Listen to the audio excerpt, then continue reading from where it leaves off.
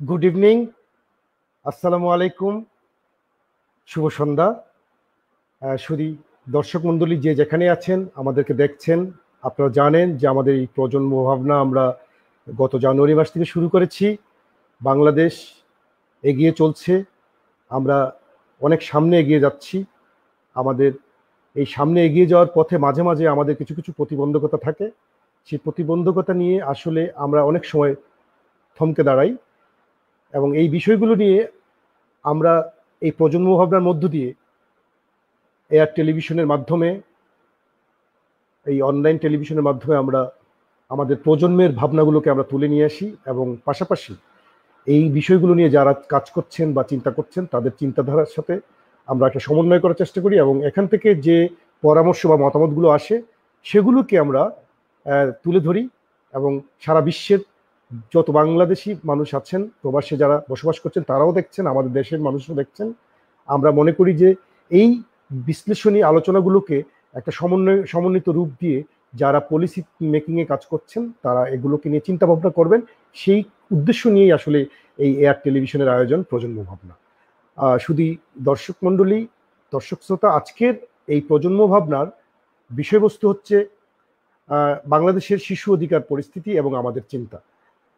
আপনারা জানেন যে 17ই মার্চ আমাদের জাতির জনক বঙ্গবন্ধু শেখ মুজিবুর রহমানের জন্মবার্ষিকী ছিল, জন্মশতবার্ষিকী।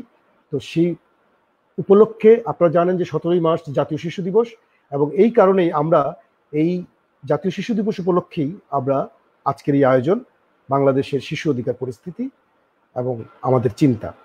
তো বরাবরের মতোই আজকে আমাদের সাথে যুক্ত হয়েছেন এই প্রজন্মের 3জন ছাত্র, যারা বাংলাদেশের বিভিন্ন প্রান্তে অবস্থান করেন, 3টা বিভাগীয় শহরে অবস্থান করেন, এবং এই 3জনের মধ্যে একজন বরিশাল থেকে আছেন ম্যাগডালিন মৌ দোলা, যিনি বরিশাল বিএম কলেজের মাস্টার্সের ছাত্রী, এবং সেই সাথে বরিশাল ভিত্তিক রিজিওনাল শিশু অধিকার বিষয়ক কিছু স্বেচ্ছাসেবকমূলক কাজের সাথে যুক্ত আছেন কয়েকটি সংগঠনের সাথে। তো ম্যাগডালিন মৌ দোলা আজকের এই প্রজন্মের প্রতিনিধিত্ব করবেন। পাশাপাশি আমাদের সাথে অংশ নিবে আমাদের আরেকজন প্রজন্ম, সোহেল রানা। সে অংশ নিবে চট্টগ্রাম থেকে। সে মূলত পথ শিশু সেবা সংঘ নামক একটি সংস্থা, নামক একটি সংগঠনের সাথে কাজ করছে শিশু অধিকার নিয়ে, বিশেষ করে পথ শিশুদের নিয়ে। আর আমাদের এই প্রজন্মের আরেকজন হচ্ছেন সন্তোষ রবিদাস অঞ্জন। সে মূলত সিলেট থেকে প্রতিনিধিত্ব করছেন, কিন্তু পড়াশোনা করছে ঢাকা বিশ্ববিদ্যালয়ে, এবং সে বিভিন্ন সমাজসেবামূলক কাজের সাথে যুক্ত আছে। তো আমি এই পরিচয় করিয়ে দিচ্ছি সোহেল রানার সাথে, এবং ম্যাগডালিন মৌ দোলা বরিশাল থেকে, এবং সোহেল রানা চট্টগ্রাম থেকে। আর আজকের অনুষ্ঠানে যারা বিশেষজ্ঞ মতামত দিবেন, আমাদের সাথে আছেন, যুক্ত হয়েছেন জামিউল হক ফয়সল, আইনজীবী, সুপ্রিম কোর্ট, এবং উনি শিশু অধিকার নিয়ে অনেক দিন থেকেই কাজ করছেন বিভিন্ন সংগঠনের মাধ্যমে, এবং উনি নিজেও একটি সংগঠনের ফাউন্ডার। তো জামিউল হক ফয়সল, আপনাকে শুভেচ্ছা জানাচ্ছি আমাদের এই অনলাইন টেলিভিশন, এয়ার টেলিভিশনের পক্ষ থেকে এবং প্রজন্ম ভাবনার পক্ষ থেকে। আপনাকেও ধন্যবাদ, এবং এয়ার টেলিভিশন নেটওয়ার্ককেও ধন্যবাদ আমাকে আমন্ত্রণ করার জন্য। ওকে, আমাদের সাথে যুক্ত হয়েছেন আমাদের আরেকজন অধিকার কর্মী, যিনি শিশু অধিকার নিয়ে দীর্ঘদিন থেকে কাজ করছেন, এবং বর্তমানে তিনি একটি আন্তর্জাতিক সংস্থার সাথে যুক্ত আছেন, এডুকো বাংলাদেশের উনি উন্নয়ন কর্মকর্তা হিসেবে কাজ করছেন, হালিমা বেগম। তিনি দীর্ঘদিন থেকেই শিশু অধিকার নিয়ে যুক্ত। আমাদের সাথে আজকে আরেকজন অতিথি যুক্ত হয়েছেন মিথুন দাস কাব্য। তিনি হচ্ছেন একটি স্বেচ্ছাসেবী সংগঠন আলোকিত শিশুর ফাউন্ডার এবং নির্বাহী, সেই সাথে বিভিন্ন ভলেন্টিয়ারি কাজকর্মের সাথে কিন্তু বিভিন্নভাবে সে যুক্ত, এবং সে কয়েকটি অ্যাওয়ার্ডও ইতিমধ্যে অর্জন করেছে। আমাদের গর্ব এই প্রজন্মেরই প্রতিনিধি সে, বাট সে যে উদ্যোগ নিয়েছে, মানে শিশুদের জন্য যে কাজগুলো করছে, এরা অত্যন্ত প্রশংসার দাবি রাখে। তো মিথুন দাস কাব্যকে স্বাগত জানাচ্ছি এয়ার টেলিভিশনের পক্ষ থেকে। আমাদের সাথে আজকে বরাবরের মতোই আমাদের এই অনুষ্ঠানে আমরা একজন প্রবাসীকে রাখি, একজন বিশিষ্টজন আমাদের আজকের এই অনুষ্ঠানে অজন্তা দেব রায়। যিনি লন্ডন থেকে আমাদের সাথে যুক্ত হয়েছেন। আমি ওনাকেও স্বাগত জানাচ্ছি আজকের এই অনুষ্ঠানে। উনি হিউম্যান ফার্স্ট মুভমেন্ট নামক একটি অর্গানাইজেশনের সাথে যুক্ত আছেন এবং ওটার প্রতিষ্ঠাতা তিনি। সবাইকে স্বাগত। আমরা মূল অনুষ্ঠানে চলে যাব এখনই। তো শুরুতেই আমি বাংলাদেশে শিশু অধিকার পরিস্থিতি নিয়ে যেহেতু কথা বলছি, তো আমার কাছে কিছু তথ্য আছে যেটি বাংলাদেশে মানুষের জন্য ফাউন্ডেশন নামক একটি অর্গানাইজেশন বাংলাদেশে কাজ করছে, যারা বিভিন্ন সংবাদপত্র পর্যালোচনা করে। এটা কিন্তু সার্বিক বাংলাদেশের চিত্র নয়, অর্থাৎ সংবাদপত্রে যে নিউজগুলো উঠে এসেছে সেই চিত্র। এখানে আমরা এমন কিছু তথ্য আপনাদের সামনে তুলে ধরছি। আর পাশাপাশি ইউনিসেফের একটি রিপোর্ট আছে, যেটা গভর্নমেন্ট মানে আমাদের দেশের সরকার এবং রেপিড নামক একটা অর্গানাইজেশনের একটা অ্যানালাইসিস ছিল, যেটি হচ্ছে 2020 এপ্রিলে এই অ্যাসেসমেন্ট থেকে ওনারা বের করেছেন যে বাংলাদেশে 17 বছর পর্যন্ত শিশুর সংখ্যা হচ্ছে মোট জনসংখ্যার 36%। এবং দেখা যাচ্ছে যে আসলে আমাদের যে শিশু অধিকার সনদের প্রতি বছর যে রিপোর্টটি যায়, সেই রিপোর্টে যে বিষয়গুলোকে খুবই গুরুত্বের সাথে বিবেচনায় আনা হয়, সেটা হলো যে corporal punishment, trafficking, sexual abuse, exploitation, pornography, child labour, health and education, দুর্যোগ এবং জলবায়ু, পার্টিসিপেশন এবং বাজেট এবং ইনভেস্টমেন্ট শিশুদের জন্য, এই বিষয়গুলা। আর আপনারা জানেন যে সাম্প্রতিককালে আমাদের বাংলাদেশে সারা বিশ্বের মতো প্যান্ডামিক কোভিড-19 যে সিচুয়েশন, সেই সিচুয়েশনেও কিন্তু আমাদের শিশুরা অনেক সমস্যাগ্রস্ত এবং তারা পরিবারে, শিক্ষা প্রতিষ্ঠান তো তাদের জন্য বন্ধ হয়েই আছে। আমরা আসলে শিক্ষা ব্যবস্থা নিয়েও আসলে খুবই চিন্তিত, এই দেশের মানুষ এবং সরকার সবাই চিন্তিত। সারা বিশ্বের মতো আমরাও কিন্তু শিশুদেরকে গৃহবন্দী করে রেখেছি। আর আরেকটা ভয়াবহ চিত্র হচ্ছে শিশু শ্রম এবং শিশু শ্রমিক, আর পাশাপাশি বাল্য বিয়েটাও আমাদের জন্য একটা ভয়াবহ চিত্র। আমি এই পরিসংখ্যান যেটা বললাম যে কিছুক্ষণ আগে যে উল্লেখ করেছি, যে এই পত্রপত্রিকার রিপোর্ট থেকে যে তথ্যগুলো এসেছে, সেখানে বলা হচ্ছে যে শুধুমাত্র এটা পত্রপত্রিকার রিপোর্ট, এই পত্রপত্রিকার রিপোর্ট অনুযায়ী বলা হচ্ছে বাল্য বিয়ের শিকার হয়েছে 935 জন, কিন্তু পত্রপত্রিকা আসেনি এই সংখ্যা। আসলে আমাদের কাছে এই মুহূর্তে নেই আপডেট এটা, কিন্তু এটা কিন্তু খুবই একটা ভয়াবহ চিত্র। আরেকটি চিত্র আমি আপনাদের সামনে তুলে ধরছি, আমাদের আজকের আলোচনায় এটা যুক্ত হবে এবং আমরা অবশ্যই এটা নিয়ে ভাববো, এটা ভাবনার বিষয়। যে বাংলাদেশে 2020 সালে পত্রপত্রিকায় যে তথ্য এসেছে ক্ষতিগ্রস্ত শিশুর সংখ্যা, এখানে যদি দেখা যায় সর্বোচ্চ ক্ষতিগ্রস্ত শিশু হচ্ছে বিভিন্ন দুর্ঘটনা এবং সড়ক দুর্ঘটনা। এখানে দেখা যাচ্ছে যে প্রায় 4 শতাধিক শিশু কিন্তু আক্রান্ত হয়েছে, ক্ষতিগ্রস্ত হয়েছে এই সড়ক দুর্ঘটনা এবং অন্যান্য দুর্ঘটনা। বাল্য বিয়ে এখানে বলা হচ্ছে, পত্রপত্রিকার নিউজ থেকে বলা হচ্ছে 101 জন ক্ষতিগ্রস্ত হয়েছে। হত্যা এবং হত্যার চেষ্টা হয়েছে 145 জন, আত্মহত্যা 34 জন, বিভিন্ন নির্যাতনের শিকার 16 জন, যৌন নির্যাতনের শিকার 16 জন এবং ধর্ষণের শিকার হয়েছে 626 জন ক্ষতিগ্রস্ত হয়েছে। পানিতে ডুবে মৃত্যু, এটাকেও আমরা দেখছি খুব ভয়াবহ চিত্র হিসেবে 165 জন। নিখোঁজ হয়েছে 22 জন এবং কন্ট্যাক্ট উইথ দ্য ল, শিশুরা অপরাধের সাথে সংশ্লিষ্ট হয়েছে এই পর্যন্ত তথ্যে পাওয়া গেছে 2 জন। আমরা যদি আরেকটা চিত্র দেখি, যদি সার্বিক বিষয়টাকে যদি বিশ্লেষণ করি, তাহলে আমাদের কাছে দেখা যাচ্ছে যে মৃত্যুবরণ করেছে এমন শিশুর সংখ্যা দুর্ঘটনায় সর্বোচ্চ 285 জন, আত্মহত্যা 32 জন, হত্যা এবং হত্যার চেষ্টা মৃত্যুবরণ করেছে 136 জন, পানিতে ডুবে মারা গেছে 165 জন। তো এই হলো আমাদের বাংলাদেশের 2020 সালের এগুলো বিভিন্ন সংবাদপত্রের মাধ্যমে প্রাপ্ত তথ্যের ভিত্তিতে একটি প্রেস কনফারেন্স করা হয়েছিল প্রেস ক্লাবে, সেই ভার্চুয়াল মিটিং এর মধ্য দিয়ে সেই তথ্যগুলো আমরা আপনাদের সামনে তুলে ধরলাম। তাহলে দেখা যাচ্ছে এমন শিশুর সংখ্যা যারা মৃত্যুবরণ করেছে, এই সমস্ত অধিকারের বঞ্চিত শিশু 641 জন, আর আপনার ক্ষতিগ্রস্ত শিশুর সংখ্যা 1521 জন, 1521 জন। তো আমরা আজকের আলোচনা সূত্রপাত করব আমাদের প্রবাসে অবস্থানকারী আমাদের শ্রদ্ধেয় দিদি অজন্তা দেব রায়, যিনি হিউম্যান রাইটস নিয়ে কাজ করছেন। আমরা প্রবাস থেকে বাংলাদেশকে কিভাবে দেখছেন এই শিশু অধিকার পরিস্থিতিকে, এটা আমি ওনাকে অনুরোধ করব যে উনি আমাদের সামনে এই বিষয়টি তুলে ধরবেন, যে আপনি কিভাবে দেখছেন আমাদের শিশুরা কেমন আছে, বাংলাদেশের শিশুরা প্রবাস থেকে। ধন্যবাদ প্রথমেই আমাকে আজকে আমন্ত্রণ জানানোর জন্য। খুবই ভালো একটি ভাবনা আপনারা ভেবেছেন। আমি বলবো বাংলাদেশের শিশু অধিকার পরিস্থিতি নিয়ে কথা বলা, আসলেই শিশুদের নিয়ে কথা বলা খুব জরুরি, কারণ তারাই তো আমাদের ভবিষ্যৎ। আমরা কোন অবস্থায় আছি, কোথায় আমরা পৌঁছাতে চাই, আমাদের শিশুদেরকে আমরা ঠিক মতো লালন করতে পারছি কিনা, তাদেরকে একটা সুন্দর ভবিষ্যতের দিকে আমরা এগিয়ে নিয়ে যেতে পারছি কিনা, সেটা নিশ্চিত করা খুব জরুরি।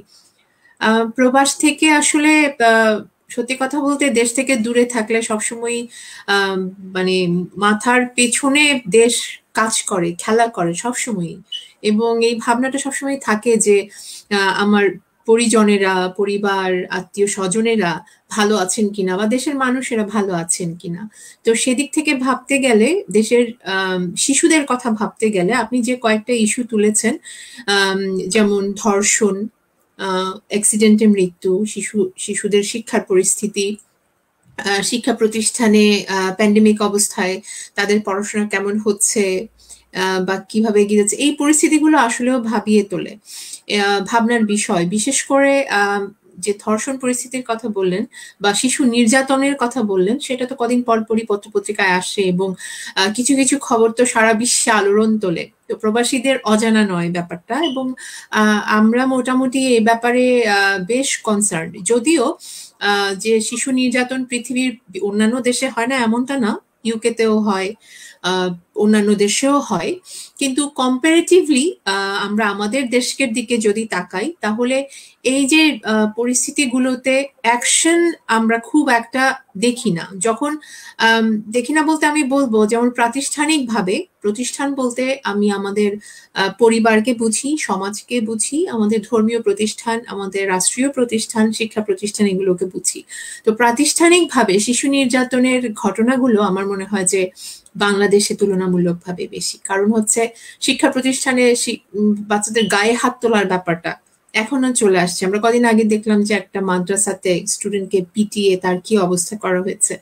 স্কুল, কলেজে, বিশ্ববিদ্যালয় পর্যায়ে নির্যাতন কিরকম হয় এখন আমি আর জানি না, তবে আগে শুনেছি যে তাদেরকে মানসিকভাবে নির্যাতন করা হতো, কান ধরে অথবা রোদের মধ্যে দাঁড় করে রাখা হতো, ইভেন বড় বড় ছাত্রদেরকেও শুনেছি আমি এই ঘটনা ঘটতে। আমি যখন কলেজে ছিলাম, আমার মনে আছে, শিশুই বলা যায় যেহেতু 18-র নিচে, তখন আমাদের একজন শিক্ষক ছিলেন, আমাদেরকে ক্লাসে পানিশ করার জন্য রোদের মধ্যে দাঁড় করিয়ে রেখেছিলেন, ক্লাসে আমরা অ্যাটেন্টিভ ছিলাম না বলে। সেটা একটা মানসিক নির্যাতনের পর্যায়ে পড়ে, কিন্তু সেই ধারণাটা কিন্তু আমাদের দেশে প্রতিষ্ঠিত হয়নি। আমাদের শিক্ষকেরাও অনেক সময় বোঝেন না যে তারা হয়তোবা নিজের অজান্তেই আমাদেরকে শারীরিক অথবা মানসিকভাবে নির্যাতন করছেন। তো এটাই আসলে বাইরে থেকে দেখতে গেলে, যেমন ঘরে আমরা মনে করি যে বাচ্চাদেরকে শাসন করার জন্য তাদেরকে হেভি পিটানি দিতে হবে, বা বাসায় একজন টিচার রাখলে পরে বলা হয় যে মারেন, ধরেন, যাই করেন, পরীক্ষায় ভালো রেজাল্ট করতে হবে। তো এই যে কনসেপ্ট গুলো, যে নির্যাতনের মাধ্যমে শিশুকে সঠিক মানুষ করে গড়ে তোলা, এই ভুল ধারণাগুলো থেকে আমাদের জাতির বের হওয়ার বা এগিয়ে যাওয়ার আরো অনেক দূর বাকি আছে বলে আমি মনে করি। কারণ বাবা মায়েরাই যখন সন্তানের গায়ে হাত তোলেন, তখন কিন্তু সেটা খুবই কনসার্নের ব্যাপার, এবং সেটা মনে করেন যে তারা সন্তানের মঙ্গলের জন্য করছেন। আরেকটা বিষয় হচ্ছে যে বাল্যবিবাহের কথা আপনি বললেন। আমি আজকে দেখলাম যে কিশোরী ফুটবলার কয়েকজনের গত কয়েক মাসে 6 না 7 জন কিশোরী ফুটবলারের বিয়ে হয়ে গেছে।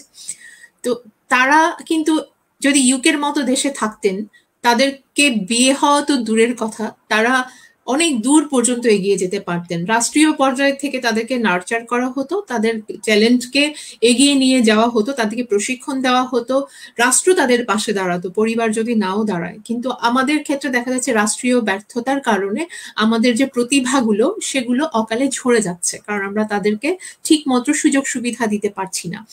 তো এই জিনিসগুলো আমাদের দূরে থেকে হলে আমাদের চোখে আসে, আমাদের বিভিন্ন খবরের মাধ্যমে চোখে পড়ে, যেগুলোতে আমাদের কাজ করার রয়েছে। রাষ্ট্রকে এগিয়ে আসতে হবে এবং প্রতিষ্ঠানকে এগিয়ে আসতে হবে, সব প্রতিষ্ঠানকে, পরিবারকে। আমরা আমরা আপনার কাছে আবার ফিরে আসব। আমরা এই পর্যায়ে আমরা আমাদের প্রজন্ম কি ভাবছে আমরা একটু শুনি। আমাদের এখানে প্রজন্মের 3 জন প্রতিনিধি আছে। আমাদের এখানে বরিশাল, চট্টগ্রাম এবং সিলেটের 3 জন প্রতিনিধি আছে। আমরা এই মুহূর্তে আমাদের সন্তোষ আছে এখানে। সে আসলে ঢাকা বিশ্ববিদ্যালয়ে আছে। সে তার দুটো দিক হচ্ছে, ঢাকা বিশ্ববিদ্যালয়ে সে একজন ছাত্র রাজনীতির সাথেও সংশ্লিষ্ট এবং সে বিভিন্ন অর্গানাইজেশনের সাথেও সে কাজ করছে। আমি সন্তোষকে একটা প্রশ্ন করব যে এই প্রজন্ম কিভাবে দেখছে। সে নিজেও কিন্তু একটা এই প্রজন্মের প্রতিনিধি হিসাবে সে শিশুদেরকে, বাংলাদেশের শিশুদেরকে সে কিভাবে দেখছে। সে একটা চা বাগানে বসবাস করে, শমশেরনগর চা বাগান। সেখানে তার এলাকায় বা সিলেটের ওভারঅল শিশুরা কেমন আছে এবং ঢাকায় সে শিশুদেরকে কি অবস্থা দেখছে, বা তার কাছে মানে আমরা তার কাছ থেকে শুনি যে শিশুদের অবস্থা কেমন তোমার দৃষ্টিতে। ধন্যবাদ জানাই আজকে প্রোগ্রামের সঞ্চালক জনাব জাহাঙ্গীর ভাইকে, এবং আজকের যে আমাদের অতিথি রয়েছেন আরো ওনাদেরকেও ধন্যবাদ জানিয়ে আমি শুরু করছি আমার যে বক্তব্যটা। আমাদের বর্তমান প্রজন্ম, যেটা আমরা যাদেরকে শিশু বলি, 19 বছরের নিচে, দেখা যাচ্ছে যে বর্তমান শিশুরা ওনাদের যে পারিবারিক যে শিক্ষা, ওইটা কিন্তু আজকাল আমরা দেখছি যে 6.5 ইঞ্চি ডিসপ্লের মধ্যে রয়েছে, মানে মোবাইল ফোনের উপরে নির্ভরশীল। শেয়ার করে দাও তো। আমাদের যে শিশুরা রয়েছে ওনারা এই যে দিন রাত সারাদিনে দেখা যাচ্ছে যে মোবাইল উপরে রয়েছেন, এবং অন্যান্য যে কোন সময় কি করা লাগবে, পরিবারের লোকজন, যে পরিবারের অন্যান্য সদস্যদের সময় পাচ্ছেন না, যার ফলে দেখা যাচ্ছে অনেক মিডিয়াতে যে বিভিন্ন ধরনের ঘটনা শোনা যাচ্ছে। ওনারা জড়িয়ে পড়ছেন বিভিন্ন ধরনের ক্রাইমে সারা দেশেই। আর এটার যদি তুলনা আমরা করি আমাদের চা বাগানের দিকে যদি তাকাই, আমাদের চা বাগানের দিকে আপনারা হয়তো জানেন, একটা দেখেছিলাম, স্ট্যাটিস্টিক্স দেখেছিলাম 2006 সালের হারাধন মহাজনের ওনার একটা সার্ভে করা ছিল, যেখানে 18% ইন্ডিজিনিয়াস মানে আদিবাসী শিশুরা, 18% আদিবাসী শিশুরা এই যে শিশু শ্রমের শিকার বা ওনারা বঞ্চিত হচ্ছেন ওনাদের রাইটস নিয়ে। আপনারা হয়তো জানেন এই যে ব্র্যাকের স্কুলগুলো এই যে আমাদের চা বাগানে শিশুদের জন্য প্রাইমারি স্কুলিং এর ব্যবস্থা করেছিল। দেখা যাচ্ছে আমাদের চা বাগানের একজন চা শ্রমিক মায়ের মজুরি হলো 120 টাকা পার ডে। উনার পরিবারের সদস্য সংখ্যা হলো 7 থেকে 8 জন। এখন উনি কিভাবে এই টাকায় উনার বাচ্চাকে ভালোভাবে লেখাপড়া করাবে? সর্বোচ্চ দেখা যাচ্ছে 8 পাস, 5 পাস, বা যাদের ফ্যামিলিতে চলার মতো আছে উনারা এসএসসি পাস পর্যন্ত করাতে পারছে উনাদের বাচ্চাদেরকে। আর আমাদের যে, আমি যদি বলি চা বাগানের কথা, আমাদের শিশুরা যারা 19 বছরের নিচে, উনারা এই যে বিনোদনের অভাবেও ভুগছে। আর যে উনারা মোবাইলটাকে ব্যবহার করছে কিরকম, জাস্ট এই যে বিভিন্ন ধরনের মুভি দেখা, এই মুভির দিক থেকে উনারা কিছু কিছু ব্যাড সাইড রয়েছে, উনারা ফলো করছে এই যে ব্যাড সাইড গুলা, কারণ উনাদের ফ্যামিলি সচেতন না। উনাদের ফ্যামিলি যদি সচেতন থাকতো তাহলে এই যে ভালো দিকগুলো প্রতি একটা ধারণা দিত, খারাপ দিকগুলো কোনগুলা আমরা অ্যাভয়েড করব, কোনগুলা অ্যাকসেপ্ট করব। এই তুলনায় শহরের বাচ্চাগুলা দেখা যাচ্ছে যে ভালো দিকগুলো ওনারা অ্যাকসেপ্ট করতেছে, আর বর্জন করার দিকগুলো কিন্তু বর্জন করতেছে। এই একটা বিরাট পার্থক্য কিন্তু এটা আমাদের যে বর্তমান যুগে যে টেকনোলজির যে অপব্যবহার, আর পরিবারের লোকজন যে আমাদের প্রজন্মকে যে সময় দিচ্ছেন না, এই কারণটাই মেইন ভূমিকা পালন করছে। আচ্ছা সন্তোষ, আমি একটা প্রশ্ন করছি। এই যে অজন্তা দ্বীপ প্রবাস থেকে শিশুদেরকে যেভাবে মূল্যায়ন করলো, তুমি কি মনে করছো যে তোমার দৃষ্টিতে যে ওনার যে চিন্তাটা, যে শিশু পরিস্থিতি উনি যেভাবে বিশ্লেষণ করেছেন, আসলে বাংলাদেশের প্রেক্ষাপটের সাথে কি ওনার এই চিন্তার সাথে যাচ্ছে? চিন্তাটা কি ঠিক আছে? প্রবাস থেকে কি আমরা বাংলাদেশের সঠিক প্রেক্ষাপটে তথ্যটা পাচ্ছি? বা বাংলাদেশের প্রেক্ষিতে যেমন উনি বলেছিলেন কিছু কিছু কথা, বাংলাদেশের প্রেক্ষিতে অনেকগুলা অ্যাপ্লাই করা যায় না। যেমন আমাদের একজন মা বা বাবা, ওনারা আদিম যুগের সেই শিক্ষাটুকু, যেমন ওনাদের কনসেপ্ট হলো যে আমি যদি শিশুকে পিটাই তাহলে সে ভালো করবে, এর জন্য হাউস টিউটর বা প্রাইভেট টিচারকে বলে দেওয়া হচ্ছে যে আপনি যত পারেন ওকে না পারলে পিটাতে পারবেন, বা এইরকম অনেক আদেশ দেওয়া আছে। কিন্তু ওনারা বুঝতে পারতেছেন না শিশুদের যে সাইকোলজির বিষয়টা, যে আমরা যদি ওকে পিটাই এটা তো নেগেটিভ ইফেক্টটাও করতে পারে। আচ্ছা, ঠিক আছে, থ্যাংক ইউ সন্তোষ। আমরা আবার ফিরে আসবো তোমার কাছে। এবারে আমরা আমাদের এখানে এই সন্তোষের আমরা দিদি আপনার কাছে আসবো, এখানে আরো গেস্ট আছে, তো ওনাদের কাছ থেকে একটু শুনি। আমরা এই যেহেতু সন্তোষ এবং আমাদের দিদি যে কর্পোরাল পানিশমেন্টের বিষয়টাকে খুব হাইলাইট করেছেন, আমরা এই বিষয়টা নিয়ে আমরা আইনি বিশ্লেষণে একটু পড়ে যাচ্ছি। আমাদের এখানে অ্যাডভোকেট আছেন, সুপ্রিম কোর্টের অ্যাডভোকেট ফয়সাল ভাই, আমরা ওনার কাছে যাব। তার আগে আমি এখন আমাদের আরেকজন অতিথি আছেন মিথুন দাস কাব্য। আমি মিথুন দাস কাব্যকে অনুরোধ করব যে উনি কিভাবে দেখছেন, যেহেতু উনি সরাসরি একটি সংগঠনের ফাউন্ডার এবং নির্বাহী, তো উনি কিভাবে দেখছেন বাংলাদেশের শিশু পরিস্থিতি। আসলে আপনি বলবেন যে কেমন আছে আমাদের শিশুরা। অনেক ধন্যবাদ ভাইয়া আমাকে সুযোগ করে দেওয়ার জন্য। এআই টেলিভিশন নেটওয়ার্ককে ধন্যবাদ সুযোগ করে দেওয়ার জন্য, আজকে চমৎকার একটি ভাবনার জায়গা তুলে ধরার জন্য।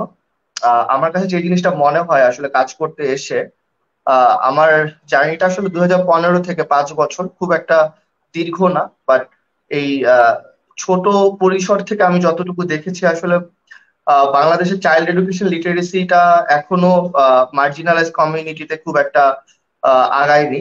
আমরা 4-5 বছর আগের যে ডেটা, সেই ডেটা থেকে যখন দেখি যে চাইল্ড এডুকেশন লিটারেসি রেট এখনো পর্যন্ত 1-2% ম্যাক্সিমাম, সেটা যখন আমি চা বাগানে কথা বলছিলাম, আমি নিজেও যেহেতু দালিত কমিউনিটি নিয়ে কাজ করি বা বেদে কমিউনিটি নিয়ে কাজ করি, ওখানকার একটা ডেটা যদি আমি শেয়ার করি, সেখানে দেখা যায় যে 1.6 মিলিয়ন দালিত মানুষজন এখনো এডুকেশনের বাইরে ইলিটারেট। তো এই জায়গাটা আমার মনে হয় যে যেখানে আমাদের টোটাল কান্ট্রি কনটেক্সটে হচ্ছে চাইল্ড এডুকেশন লিটারেসি রেট হচ্ছে 75%, সেখানে একটা বিশাল জনগোষ্ঠী যারা মাত্র 1-2% অ্যাচিভ করছে, আমরা কিন্তু তাদেরকে বাদ দিয়ে শতভাগ শিক্ষা নিশ্চিত করতে পারবো না।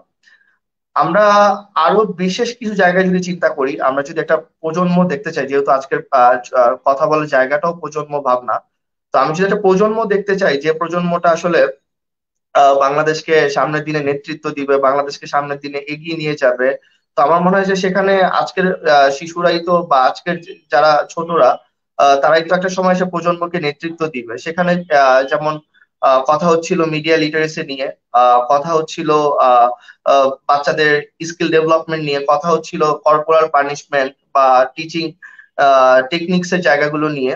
তো আমার মনে হয় যে এই জিনিসগুলোতে এখনই সঠিক সময় আসলে অনেক বেশি বেশি ফোকাসড হওয়া। আমরা যারা স্কুল কলেজে পড়ে, আমি নিজেও একজন মানে শিক্ষকতা পেশায় ছিলাম বেশ কয়েক বছর। তো আমি নিজে প্রতিষ্ঠানেও পড়িয়েছি, প্রতিষ্ঠানের বাইরে বিভিন্ন চাকরির সুবাদে পড়িয়েছি। সেখানে আমি দেখেছি যে যেহেতু প্রাইমারি এডুকেশন নিয়ে কাজ করেছি, পড়িয়েছি, সো আমার দেখাটা আরেকটু কাছ থেকে হয়েছে, একদম কমিউনিটির জায়গা থেকে। সেখানে কর্পোরাল পানিশমেন্টের জায়গাটা কিছুটা আহ হয়তো কমে আসছে, কিন্তু এর পাশাপাশি যে জিনিসগুলো এখনো আছে সেই জায়গাটা হচ্ছে যে আর মিউচুয়াল রেসপেক্ট এন্ড এমপ্যাথির জায়গাটা এখনো গ্রো করেনি। সেটা বিভিন্ন কমিউনিটির পর কমিউনিটিতে দেখা যায় যে সেই জায়গাটা এখনো ঠিকভাবে এস্টাবলিশ হয়নি। আমরা পজিটিভ রিইনফোর্সমেন্ট ইউজ করতে পারছি না বাচ্চাদের জন্য। আমরা প্রায়শই দেখা যায় যে নেগেটিভ রিইনফোর্সমেন্ট দিচ্ছি, যেটা হয়তো একটা সময় গিয়ে কর্পোরাল পানিশমেন্টও হচ্ছে। তো এই যে টিচিং টেকনিক্স গুলো ঠিকঠাক মতো আসলে বাচ্চাদের জন্য কাজে লাগানো, বাচ্চাদের প্রপার জায়গাটায় গাইড করা, বাচ্চাদেরকে আরো বেশি ইথিক্স, সফট স্কিলস, ভ্যালুস এগুলোর সাথে পরিচয় করিয়ে দেওয়া, সেটা যেন একজন শিক্ষক হিসেবে, আসলে শিক্ষকতাই তো এমন একটা পেশা যেখানে বাচ্চারা বেশ একটা বড় সময় পায় পরিবারের পরে। তো আমার মনে হয় যে সেখানে শুধু একটা জাস্ট আমি যে পড়াচ্ছি এই দায়বদ্ধতার জায়গাটা না, মানে আসলে আমার চাকরিটার চেয়েও বড় কথা আসলে আমি আগামী দিনের যারা প্রজন্ম বা আগামী দিনে যারা নেতৃত্ব দিচ্ছে, তো তারা যেন আসলে সঠিকভাবে বড় হয়, সেই জায়গাটা একটু মানে আরো আরো মনে হয় গুরুত্ব নিয়ে দেখা উচিত আমরা যারা টিচার হিসেবে কমিউনিটিতে কাজ করি। আর টিচারের বাইরে যারা আমরা মানে প্যারেন্টরা থাকি, তো আমার মনে হয় যে এখানে একটা বাচ্চা সবচেয়ে বেশি সময় দেয়, সেখানে ওই প্যারেন্টিং এর জায়গাটা অনেক বেশি ইম্পর্টেন্ট। প্রপার গ্রুমিংটা ফ্যামিলি থেকেই হয়। আর আমার মনে হয় যে এডুকেশন যদি বলি ইনস্টিটিউশনে 101 লার্নিংটা আসলে ওই বাসায়। তো আমার মনে হয় এই জায়গাটা আরো বেশি ফোকাস হওয়া যেতে পারে। কমিউনিটিতে অনেক চ্যালেঞ্জ থাকে, এখানে চাইল্ড লিডারশিপটা খুব ইম্পর্টেন্ট। ওদেরকে কিভাবে আরো বেশি রেজিলিয়েন্ট করা যায়, সোশ্যাল লাইফ স্কিলস বিল্ড করা খুব জরুরি। বাচ্চারা সোসাইটিতে এটা ছোট বড় সবার জন্যই সোশ্যাল লাইফ স্কিলস খুবই ম্যাটার করে। যেহেতু বাচ্চারা বেশ ছোটবেলা থেকে সোসাইটিতে অ্যাডাপ্ট করতে হয়, তো আসলে ও সোসাইটির বিভিন্ন চ্যালেঞ্জে আসলে ও নিজেকে কিভাবে রেসপন্স করবে, নিজে কিভাবে ওই জায়গাটা আসলে রিয়াক্ট করবে, কাউন্টার দিবে, এই বিষয়গুলো আসলে এক্সপেক্ট না করে শেখানোটা খুব জরুরি। আর আমার মনে হয় যে বড়দের লার্নিংটা যেরকম জরুরি, মানে সেটার হয়তো অতটা বেশি একটা সময় গিয়ে কাজেও আসে না, কারণ অ্যাডাল্ট লার্নিং একটা সময় মানুষ অনেক এক্সপিরিয়েন্স করে এই বয়সটাতে আসে। তো তারা হয়তো আবার কিছুদিন শেখার পরে তার আগের এক্সপিরিয়েন্সে ফিরে যায়। তো আমার মনে হয় যে এখানে একটা হিউজ ইনভেস্টমেন্ট হতে পারে বাচ্চাদের উপরে আর কি, একদম গ্রাউন্ড লেভেল থেকে। তখন ওই সুযোগটা অনেক বেশি হয় যে আসলে ওদের প্রতি যখন আমরা গাইড করবো তারা কিন্তু অনেক বেশি। আমরা একটু আবার ফিরে আসবো কাপ্য, যেহেতু আমরা দুজনের বক্তব্য শুনলাম, আমাদের যারা বাংলাদেশে সরাসরি আমরা কাজ করছি বা আমরা দেখছি, আমরা এই প্রজন্মের কথা শুনলাম, আমরা কাব্যর কথা শুনলাম যেহেতু সে সরাসরি কাজ করছে। কিন্তু আমাদের প্রবাসে যে দিদি বোধহয় এই প্রসঙ্গেই হয়তো কিছু বলতে চাচ্ছেন, আমরা ওনার কাছ থেকে আবার ফিরে যাই যে অজন্তা দি এই দুজনের বক্তব্যের পরে ওনার মতামতটা কিভাবে বিশ্লেষণ করেন। আমরা একটু প্লিজ অজন্তা দি আবার যদি আপনি আপনার মতামতটা বলতেন এই বিষয়ের উপরে। আপনি দুজনের বক্তব্য শুনলেন। ধন্যবাদ। আমি আসলে ওনাদের দুজনের কথা খুব মনোযোগ দিয়ে শুনছিলাম, খুবই ভালো বলেছেন ওনারা, এবং খুব গুরুত্বপূর্ণ কিছু ইস্যু উঠে এসেছে আপনাদের কথার মাধ্যমে। প্রথমত হচ্ছে যে সোশ্যাল ইন্টিগ্রেশনের ব্যাপারটা এবং বাচ্চাদের এডুকেশনের ব্যাপারটা খুবই ইম্পর্টেন্ট। আমি মনে করি যে সবার আগে শিক্ষাটা জরুরি। আমরা যখন শিশু অধিকার সনদে স্বাক্ষর করি, বাংলাদেশ যখন স্বাক্ষর করে, তার থেকে কিন্তু 30 বছর 32 বছর পথ আমরা পেরিয়ে এসেছি, কিন্তু এখনো দেখা যাচ্ছে মনে হয় 40 লক্ষের মতো। আমি আজকে যখন অনুষ্ঠানটা করব তখন আমি একটু পরিসংখ্যানটা একটু দেখছিলাম যে 40 লক্ষের মতো শিশু 6 থেকে 15 বছর বয়সের, তারা শিক্ষার আওতার বাইরে আছে, তার ছিটকে পড়েছে অথবা কোনো কারণে তারা পড়াশোনা করতে পারছে না। তো এই শিশুরা আসলে কোথায় যাচ্ছে? ওরা তো আমাদের ভবিষ্যতের অংশ। তো তাদেরকে ট্র্যাকিং, মনিটরিং বা তাদের শিক্ষার ব্যবস্থাটা হচ্ছে কিনা সেটা নিশ্চিত করা খুব জরুরি। তারপর হচ্ছে যে আমাদের আরেকজন বলে যে বাংলাদেশের পরিস্থিতিতে বা বাংলাদেশের প্রেক্ষাপটে যে পারিবারিকভাবে বাচ্চাদের শাসন করার যে ব্যাপারটা আমি তুলেছিলাম, যে বাচ্চাদেরকে গায়ে হাত তোলার এই কনসেপচুয়াল পরিবর্তনটা তো জরুরি না? আমরা যে আমাদের প্রেক্ষাপটে পরিবর্তন সম্ভব না বলে আমাদের তো বসে থাকলে হবে না, কারণ বাচ্চাদের যে শাসন করলে ভালো হয় এর কিন্তু কোনো প্রমাণ নাই, সায়েন্টিফিক্যালি কোনো প্রমাণ নাই। কোনো মনোবিজ্ঞানী বাচ্চাদের গায়ে হাত তোলাকে সমর্থন করেননি, বরং বলেছেন যে বাচ্চাদের গায়ে বা মানসিক বা শারীরিক যে কোনো ধরনের নির্যাতন যদি করা হয়, নির্যাতনের মাধ্যমে যদি তাদেরকে কোনো কিছু করতে বাধ্য করা হয়, তাহলে তারা পরবর্তীতে তারা বড় হয়ে নিজেরা ভায়োলেন্ট হয়ে ওঠে, তাদের মধ্যে সেই ভায়োলেন্ট টেন্ডেন্সিটা থেকে যায়। তো সে কারণে কোনো মতেই শিশুদের প্রতি ভায়োলেন্ট হওয়াটা মানে গ্রহণযোগ্য না, গ্রহণযোগ্য কোনো ব্যবস্থা হতে পারে না। সুতরাং আমার মনে হয় আজকে এই যে শিশু দিবসে আপনারা যে অনুষ্ঠানটা করছেন, পরিবার থেকেই যেহেতু পরিবর্তনটা জরুরি, সেহেতু প্রত্যেকটা পরিবারেরই উচিত সচেতন হওয়া তার নিজের শিশুর অধিকার সম্পর্কে, যে একটা শিশুর পূর্ণ অধিকার আছে একটা সুস্থ পরিবেশে জন্ম নিয়ে সুস্থ পরিবেশে বেড়ে ওঠার, পর্যাপ্ত পরিমাণে শিক্ষা পেয়ে, এবং সেই শিক্ষাটা হতে হবে সুস্থ পদ্ধতির। যে কোনো ধরনের নির্যাতনের পদ্ধতি সুস্থ হতে পারে না। দ্বিতীয়ত হচ্ছে যে আমাদের প্রাতিষ্ঠানিকভাবে নিশ্চিত করতে হবে শিশু সুরক্ষা। শিশু অধিকার সনদে খুব সম্ভবত 54টা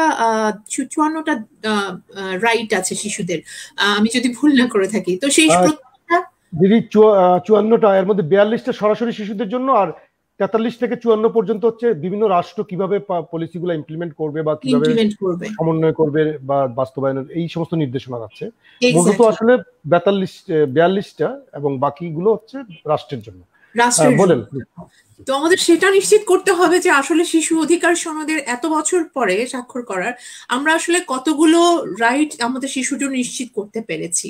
আমি যতটুকু দেখলাম যে আসলে পজিটিভ অনেক কিছু আছে, অনেক কিছু আমরা অনেক দূর আমরা এগিয়ে এসেছি গত 30-32 বছরে। যেমন বাল্যবিবাহ রোধে আইন হয়েছে, তারপর হচ্ছে শিশুদের নির্যাতন বিরোধী আইনও হয়েছে গত 10 বছর আগে, খুব সম্ভবত 2011-এ শিক্ষা প্রতিষ্ঠানে শিশুদের গায়ে হাত তোলা নিষিদ্ধ করা হয়েছে। তো এই যে আইনগুলো হয়েছে সেগুলোর মনিটরিং কিন্তু এখন পর্যন্ত নিশ্চিত করা যায়নি, সচেতনতা তৈরি করা যায়নি। তো আমি আপনাদের দুজনের সাথে পুরোপুরি একমত আপনাদের পয়েন্টগুলোর ব্যাপারে, কিন্তু আমার মনে হয় যে সচেতনতা তৈরির পর্যায়ে এখন কাজ করাটা জরুরি, এবং সেটা মাস লেভেলে পরিবারগুলোকে নিয়ে, সমাজের প্রত্যেকটা প্রতিষ্ঠানকে নিয়ে কাজ করা জরুরি। থ্যাংক ইউ দিদি। আমরা আবারও ফিরে আসবো আপনার কাছে। এই মুহূর্তে যেহেতু আপনি সচেতনতার কথা বলেছেন, আমাদের এখানে একজন আমাদের অতিথি আছেন, আমরা তিনি আন্তর্জাতিক একটা সাহায্য সংস্থার সাথে যুক্ত, অর্থাৎ একটি উন্নয়ন সংস্থার সাথে যুক্ত। আমরা তার কাছে যাব, কিন্তু তার আগে আমরা প্রজন্মের একজনের কাছে একটু শুনবো যে একটা রিজিওনাল শিশু পরিস্থিতিটা কেমন, শিশু অধিকারের যে জায়গাটা। আমাদের এখানে আছে দোলা, ম্যাকডালিন মৌ দোলা।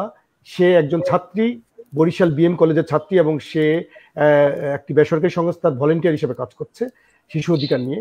আমরা তার কাছ থেকে একটু শুনে আসি যে সে রিজিওনাল প্রেক্ষাপটটা কি, আমরা একদম গ্রাসরুট লেভেলে আমাদের শিশু পরিস্থিতিটা কি। আমাদের আইনের কথা বলেছেন, অবশ্যই অনেক আইন আছে বাংলাদেশে এবং অনেক পলিসি আছে, শিশু আইন আছে। এটা আমাদের সৌভাগ্য যে আমরা শিশু আইন করতে পেরেছি।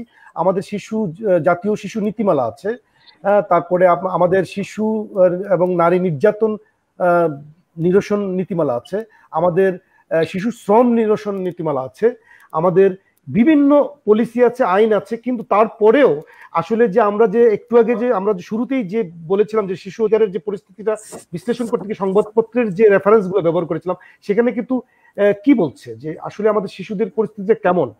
তোলা, তুমি কেমন দেখছো তোমার রিজিওনাল অর্থাৎ তোমার বরিশালের প্রেক্ষাপটে যদি একটু বলতে, তাহলে আমাদের অতিথিরা সেটা কথা বলতে সুবিধা হবে। তুমি কেমন, কিভাবে দেখছো শিশুদেরকে শিশু অধিকারের জায়গা থেকে?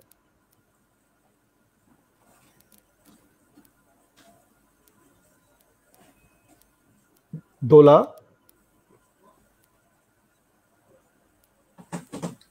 সম্ভব। ধন্যবাদ কথা বলার সুযোগ করে দেওয়ার। আসলে বাংলাদেশের প্রেক্ষাপটে আমি 3 শিশু দেখছি, 3 শ্রেণীর শিশু আমি দেখছি, যেটা উচ্চবিত্ত শিশু। তো প্রথমে বর্তমান অবস্থা যদি আমি বলি যে বরিশালে পথ শিশু সরকারি কর্পোরেশন সিস্টেমের দিক থেকে এখনো অবধি কোনো সার্ভে হয়নি বরিশালের পথ শিশুদের। সেদিক থেকে বেসরকারি ভাবে গিয়ে যে সার্ভে গত 3 মাস আগে রিপোর্ট অনুযায়ী এখনো 95% বাল্যবিবাহ, এখন বিবাহ 95% এক্সিস্ট করছে আমাদের বরিশালে। তো সেটা আসলে ঝুঁকিপূর্ণ যে এখনো বাল্যবিবাহর জায়গাটা খুবই হুমকিজনক আমার সামনে। যে শিশুরা আছে তাদের মধ্যে সম্ভবত দোলার নেটওয়ার্কে একটু প্রবলেম হচ্ছে। আমরা দোলার কাছে আবার ফিরে আসবো, ওর নেটওয়ার্কের সমস্যা যদি ওভারকাম করতে পারি আমরা ফিরে যাব। ইতিমধ্যে আমরা আরেকজন প্রজন্মের কাছে যাচ্ছি, সোহেল রানা, যে সরাসরি শিশুদের নিয়ে কাজ করছে চট্টগ্রামে। সে একজন স্টুডেন্ট। সোহেল রানা সেবা সংগঠন নামে একটা সংস্থার সাথে যুক্ত। হ্যাঁ সোহেল রানা, কি কেমন দেখছো আমাদের শিশু অধিকার পরিস্থিতি? আসসালামু আলাইকুম। এয়ার টেলিভিশন নেটওয়ার্ক কর্তৃক আয়োজিত প্রজন্ম ভাবনা 3য় পর্বে সবাইকে স্বাগত জানাচ্ছি, এবং যারা যুক্ত আছেন তাদেরকে পুরোটার সময় দেখার অনুরোধ করবো। তো ধন্যবাদ এয়ার টেলিভিশনকে এবং ভাইয়াকে যে আমাদের মতো প্রজন্মকে, যারা আমরা কাজ করছি সমাজের জন্য, দেশের জন্য, পথশিশুদের জন্য, তাদেরকে আমাদের ভাবনাগুলো শেয়ার করার জন্য করে দেওয়ার জন্য। চট্টগ্রামে পথশিশুদের যে অবস্থাটা, আমি তো প্রায় বিগত 2 বছর যাবত আমি পথশিশুদের নিয়ে কাজ করছি, ভলেন্টিয়ার পাশাপাশি কোঅর্ডিনেটর। তো আমাদের চট্টগ্রামে আমরা 3টা স্পটে, এম এ আজিজ স্টেডিয়াম, বাইজিৎ মাজার এবং রেলওয়ে স্টেশনে, আমরা 3টে স্পটে আমাদের পথশিশুদেরকে আমরা পড়াশোনায় ব্যবস্থাগুলো করে থাকি। বর্তমান প্রেক্ষাপটে করোনার অন্যান্য পরিস্থিতি মিলে আমি মনে করি যে বাংলাদেশের প্রেক্ষাপটে শিশুদের বা চট্টগ্রামের প্রেক্ষাপটে শিশুদের অবস্থা আসলে নাজুক। যতটুকু ভালো হওয়ার কথা আসলে ততটুকু হচ্ছে না। তার মূল কারণ হচ্ছে করোনা একটা বিষয়, আর করোনার ফলে যে আর্থিক ক্রাইসিস সবকিছু মিলাই, তারপর স্কুল বন্ধ, সবকিছু মিলাই বাচ্চারা কিন্তু একটা নাজুকের মধ্যে আছে। যদি আমি পথশিশুদের কথা বলি, পথশিশুরা কিন্তু একটা মানে খুবই নাজুক একটা পরিস্থিতির মধ্যে আছে। আমরা করোনার মধ্যে কিন্তু বাচ্চাদের সাথে যোগাযোগ করছি বা বাচ্চাদেরকে ক্লাস করেছি, সোহেল রানা, আমি আপনার ওখান থেকে বোধহয় শব্দ আসছে। আপনি বলবেন হচ্ছে গিয়ে যে ওভারঅল শিশুদের বিষয়, প্রতিটি নিয়ে আমাদের আলোচনা, ভিন্ন আলোচনা আছে। আপনি ওভারঅল শিশু পরিস্থিতির আমরা কেমন দেখছেন আপনি সার্বিকভাবে আমাদের দেশের এই 36% শিশু যাদেরকে আমরা বলছি যে 0 থেকে 17 বছর পর্যন্ত, এই শিশুদের অবস্থা? ধন্যবাদ। বাংলাদেশের করোনা পরিস্থিতি এবং অন্যান্য পারিবারিক পরিস্থিতি মিলে শিশুদের কিন্তু নাজুক অবস্থা। এই কারণে বলছি যে স্কুল যে বন্ধ হওয়ার ফলে বাল্য বিয়ের বিষয়টা এখানে উঠে আসছে। আমি নিজেই কিন্তু আপনি হয়তো জেনে থাকবেন যে আমি একটা সংগঠনের প্রতিষ্ঠাতা এবং সংগঠন পরিচালনা করছি। আমাদের সংগঠন মূলত একতা, আমাদের সংগঠনের নাম হলো একতা। আমরা মূলত কাজ করছি বাল্য বিয়ে প্রতিরোধ, শিশু নির্যাতন এবং ধর্ষণ প্রতিরোধে। এখানে বাল্য বিয়ের বিষয়টা কিন্তু উঠে আসছে বারবার করে। আমি এখানে বলতে চাচ্ছি যে স্কুল বন্ধ হওয়ার পর থেকে, করোনার পর থেকে বাল্য বিয়ের হারটা কিন্তু দ্রুত গতিতে বৃদ্ধি পাচ্ছে। তার মূল কারণ হলো যে এই বর্তমান প্রেক্ষাপট। তো আমি মনে করি করোনা পরিস্থিতি এবং অন্যান্য পারিবারিক পরিস্থিতি মিলে, সবকিছু মিলে আমাদের হলো যে শিশুদের অবস্থাটা আমি মনে করি না সন্তোষজনক। ওভারঅল কিছুটা উন্নতি হয়েছে বর্তমান পাস্ট বা অতীতের পরিস্থিতি থেকে, সবকিছু মিলে উন্নতি হয়েছে, কিন্তু আমার কাছে কেন জানি মনে হচ্ছে যে মানে খুবই নাজুক একটা অবস্থা বিরাজ করছে শিশুদের মাঝে বা শিশু পরিস্থিতিতে। এই ইতিমধ্যে আমরা এখন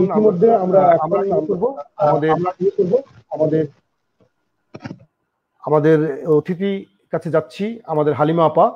উনি অত্যন্ত নিবিড়ভাবে শিশুদের সাথে কাজ করছেন এবং দীর্ঘদিন শিশু অধিকারের সাথে সংশ্লিষ্ট ছিলেন, শিশু অধিকার আন্দোলনের সাথে যুক্ত ছিলেন। আমরা হালিমা আপার কাছ থেকে শুনবো এবার এই যে আমাদের প্রজন্মের ভাবনা বা আমাদের যে প্রবাসী যে দিদি যে বললেন শিশুদের ওভারঅল পরিস্থিতি, বা আমরা যে অনুষ্ঠানের শুরুতেই যে শিশু অধিকার পরিস্থিতিটাকে বিশ্লেষণ করলাম, একটি সংগঠনের যে বিশ্লেষণী পরিস্থিতিটা, সেখানে আমরা বলছি যে ক্ষতিগ্রস্ত শিশুর সংখ্যা 2020 সালে শুধুমাত্র সংবাদপত্রের আলোকে, এটা কিন্তু ওভারঅল চিত্র না বাংলাদেশের, যে 1521 জন শিশু ক্ষতিগ্রস্ত হয়েছে এবং মারা গেছে তার মধ্যে প্রায় 700-র মতো। তো এই যে আমরা যেই বিশ্লেষণগুলো দেখলাম, বাল্যবিবাহ, রেপ কেস, বা আমরা সহিংসতার কারণে বা পানিতে ডুবে মরার যে মৃত্যুর যে চিত্র আমরা দেখলাম, এই ওভারঅল সিচুয়েশনটা দিয়ে শিশু অধিকার পরিস্থিতিকে আপনি কেমন দেখছেন, বা আপনি বলবেন যে আমাদের শিশুরা কেমন আছে, বাংলাদেশের শিশুরা? ধন্যবাদ জাহাঙ্গীর ভাই আমাকে একটু সুযোগ করে দেওয়ার জন্য, এবং পাশাপাশি এয়ার টেলিভিশন নেটওয়ার্ককে আমি ধন্যবাদ জানাচ্ছি যে এরকম একটা আয়োজনের জন্য। আমি প্রথমত যেটা বলতে চাচ্ছি যে আমি অনেক বছর থেকেই শিশু অধিকার নিয়ে কাজ করে যাচ্ছি, মোটামুটি 12 বছর। আমি 2008 সাল থেকে একটা শিশু অধিকার নেটওয়ার্ক দিয়ে শুরু করেছিলাম। বর্তমানে আমি একটা আন্তর্জাতিক সংস্থা এডুকেশন ডেভেলপমেন্ট ফাউন্ডেশন এবং বাংলাদেশ এডুকো বাংলাদেশ নামে কাজ করছে 2099 সাল থেকে। তো সেখানে আমি ম্যানেজার পলিসি এবং অ্যাডভোকেসি হিসেবে কাজ করছি। সো আমি আসলে অনেকের কথাই শুনলাম, যেখানে দিদি বলেছেন, আমাদের যারা শিশুরা বিভিন্ন রিজন গুলোতে আছেন বলেছেন, এবং ওভারঅল আপনি যে স্ট্যাটিস্টিক্সটা দিয়েছেন এটাও আমি শুনলাম। আমি আসলে যেহেতু অনেক দিন থেকে শিশু অধিকার বিষয়গুলো নিয়ে কাজ করছি, এবং আপনি জানেন যে আমি যেই নেটওয়ার্কের সাথে আগে যুক্ত ছিলাম ওখানে একটা বড় ধরনের রিপোর্ট করা হতো ইয়ারলি, যেখানে হলো যে শিশু অধিকার পরিস্থিতিটাকে একেবারে পুঙ্খানুপুঙ্খানুভাবেই আসলে পর্যালোচনা করা হতো। সেখানে আপনি অনেকগুলো সেক্টর বলেছেন, যেমন রেপ, মার্ডার, পানিতে ডুবে মরা, তারপরে হলো যে সেক্সুয়াল হ্যারাসমেন্ট, তারপর কিডন্যাপ। হ্যাঁ, এইগুলো মোটামুটি 68টা থেকে 70টা ক্রাইটেরিয়া থেকে নিউজগুলো কালেক্ট করে হতো, এবং সেটা পত্রিকা থেকে 10টা পত্রিকা। এখানে যারা রিপোর্টটা করেছেন মানুষের জন্য ফাউন্ডেশন, তারাও এরকম একটা 7টা বা 8টা পত্রিকা থেকে করেন। তো সেখানে দেখা গেছে যে প্রত্যেক বছরই বিশেষত কতগুলো চারটা একদম ফ্যাটালিটিস এর যে জায়গাগুলো আছে, বিশেষত রেপ, সেক্সুয়াল হ্যারাসমেন্ট, মার্ডার এবং কিডন্যাপের এই জায়গাগুলোতে এখানে একটা হিউজ সংখ্যক ছেলে মেয়ে দেখা গেছে যে ভিকটিম হয়। হ্যাঁ, এবং এই সংখ্যাটা প্রতি বছরই দেখা গেছে যে প্রতি বছরই বাড়তে থাকে। বিশেষত রেপের ক্ষেত্রে আপনি যদি বলেন যে রেপে প্রত্যেক বছরই দেখা যেত যে প্রায় প্রতিদিন, আমরা যখন ডেটাটা কালেক্ট করতাম তখন দেখা যেত যে প্রায় প্রতিদিন 60 থেকে 70টা চিলড্রেন রেপ হচ্ছে, এবং সেটা 2 বছর থেকে ধরে 15-16 বছর এরকম। এবং সেটা রিজিওনাল অ্যানালাইসিসও দেখা গেছে যে তুলনামূলকভাবে যারা নিম্নবিত্ত ফ্যামিলি আছে, মধ্যবিত্ত ফ্যামিলি আছে, এবং যারা নাকি একটু মানে গ্রাম অঞ্চলে বসবাস করে, ওই ধরনের বাচ্চাদের রেপ বেশি হচ্ছে এই জায়গাগুলোতে। আবার মার্ডারের ক্ষেত্রে আসলে ধরন আছে, যেমন রেপের পরে মার্ডার হতো, তারপরে ধরেন যে পারিবারিক সহিংসতার কারণে মার্ডার হচ্ছে, তারপরে দেখা যাচ্ছে যে কিডন্যাপ করেছে পয়সার জন্য, এবং তার টাকা পয়সাটা না পেয়ে মার্ডার হচ্ছে, সেটা ছেলে মেয়ে বোধ এই হচ্ছিল। আর সেক্সুয়াল হ্যারাসমেন্টের জায়গাটা থেকে দেখা গেছে যে বিভিন্ন পর্যালোচনা করে দেখা গেছে যে সেক্সুয়াল হ্যারাসমেন্টের শিকার হচ্ছে সাধারণত ম্যাক্সিমামে দেখা যেত যে পারিবারিক সম্পর্ক সাথে সংশ্লিষ্টতা আছে এরকম লোক দ্বারা। এবং আরেকটা দেখা গেছে যে হিউজ সংখ্যক একটা জনগোষ্ঠী যারা নাকি মাদকাসক্ত, তাদের দ্বারাও আসলে এই ধরনের রেপ কেসের ঘটনাগুলো ঘটতো।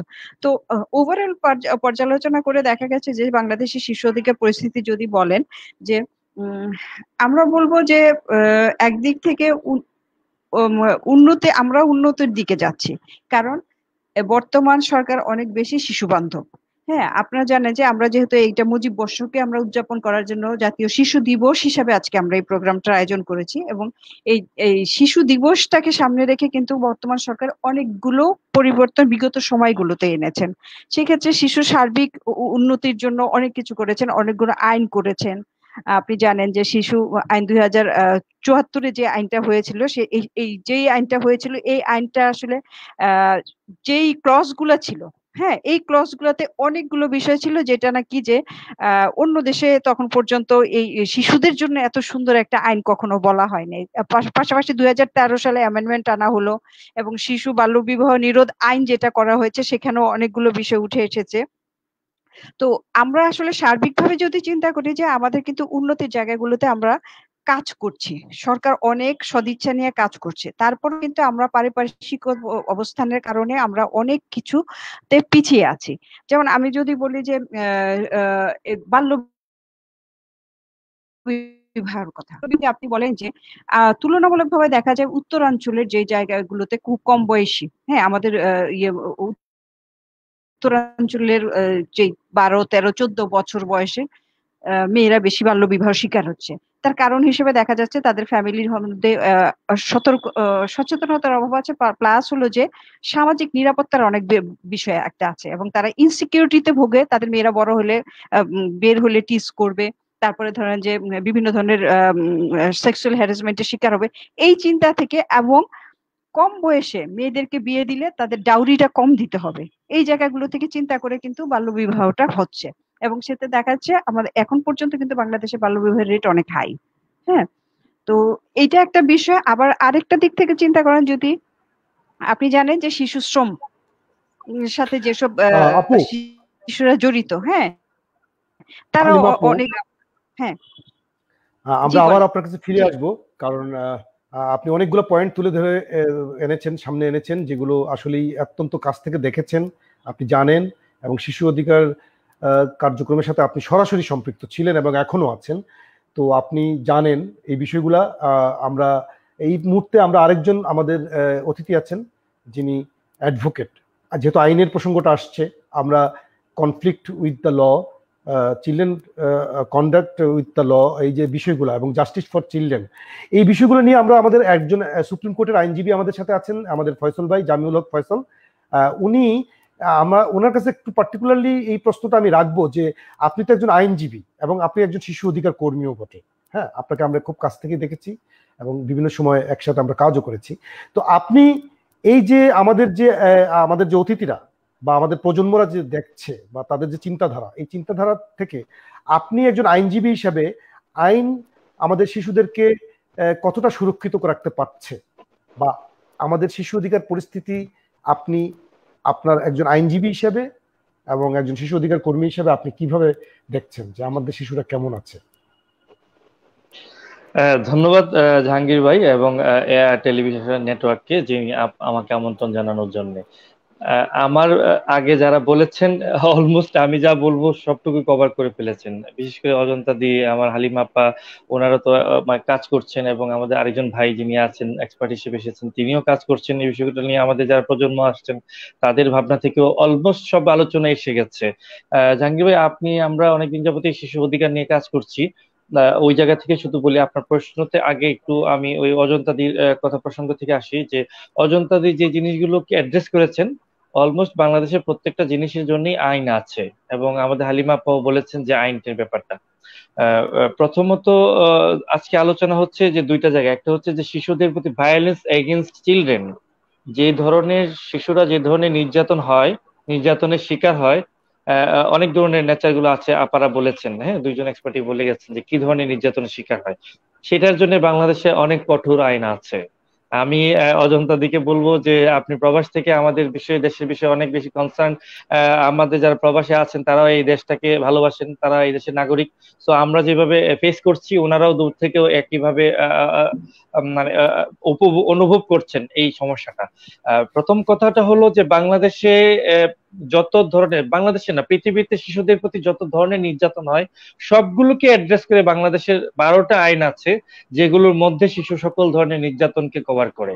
কেমন, এটা হচ্ছে প্রথমত। সেকেন্ডলি হলো যে জাহাঙ্গীর ভাই প্রশ্ন করেছেন এবং আমাদের হালিমা আপা বলছিলেন যে আমাদের 74 সালে যে শিশু আইনটি ছিল সেটি অনেক যোগ্যোপযোগী আইন ছিল। যখন আমাদের 74 সালে আইন ছিল তখন শিশু আইনটাকে অনেক দেশে এত ভালো আইন ছিল না, কিন্তু বাস্তবতার পরিপ্রেক্ষিতে 2013 সালে আরেকটি আইন এসেছে যেটি শিশু আইন 2013 সাল পরিচিত। অজন্তা দিয়ে একটু আগে বলেছিলেন যে আমরা 1989 সালে যেটা হয়েছে সিআরসি, চাইল্ড রাইটস কনভেনশন, যেটি 1989 সালে হয়েছে এবং বাংলাদেশ 1990 সালে এটিকে সিগনেচার করেছেন। সো আমরা বলেছি যে বাংলাদেশ বলেছে যে পর্যায়ক্রমে এই চাইল্ড রাইটস কনভেনশনের এই যে ইয়াগুলো আছে, কন্ডিশন গুলো আছে, আমরা পর্যায়ক্রমে বাস্তবায়ন করব।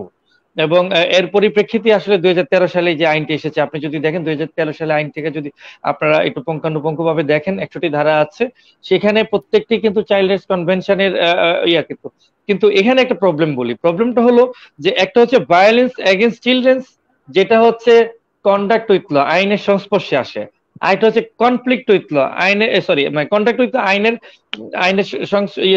কাছে আছে এবং কনফ্লিক্ট উইথ আইনের সংঘর্ষে আসে। হ্যাঁ, তো দুই ভাবে আসে। এখন আমরা যদি সহজভাবে বলি, একজন হচ্ছে কেউ যদি অপরাধ করে ফেলে, একজন শিশু হিসেবে যদি অপরাধ করে, তাহলে সে কি ধরনের ন্যায় বিচার পাওয়ার জন্য, বিচার প্রক্রিয়ায় শিশুর যে অংশগ্রহণটা থাকবে সেই ন্যায় বিচারটা কিভাবে পাবে এবং শিশুটা যে বিচার যে প্রক্রিয়াটা হবে, শিশুর বিচারের জন্য আলাদা একটা প্রক্রিয়া, সেইটিকে কিন্তু পুরোপুরি অ্যাড্রেস করেছে 2013 সালে আইনে। হ্যাঁ, আর যারা শিশুরা ভিকটিম শিশু, যে শিশুরা নির্যাতনের শিকার হচ্ছে, সেই শিশুদের জন্য আমাদের অনেকগুলো আইন আছে বাংলাদেশে, কঠোর আইন আছে বাংলাদেশে।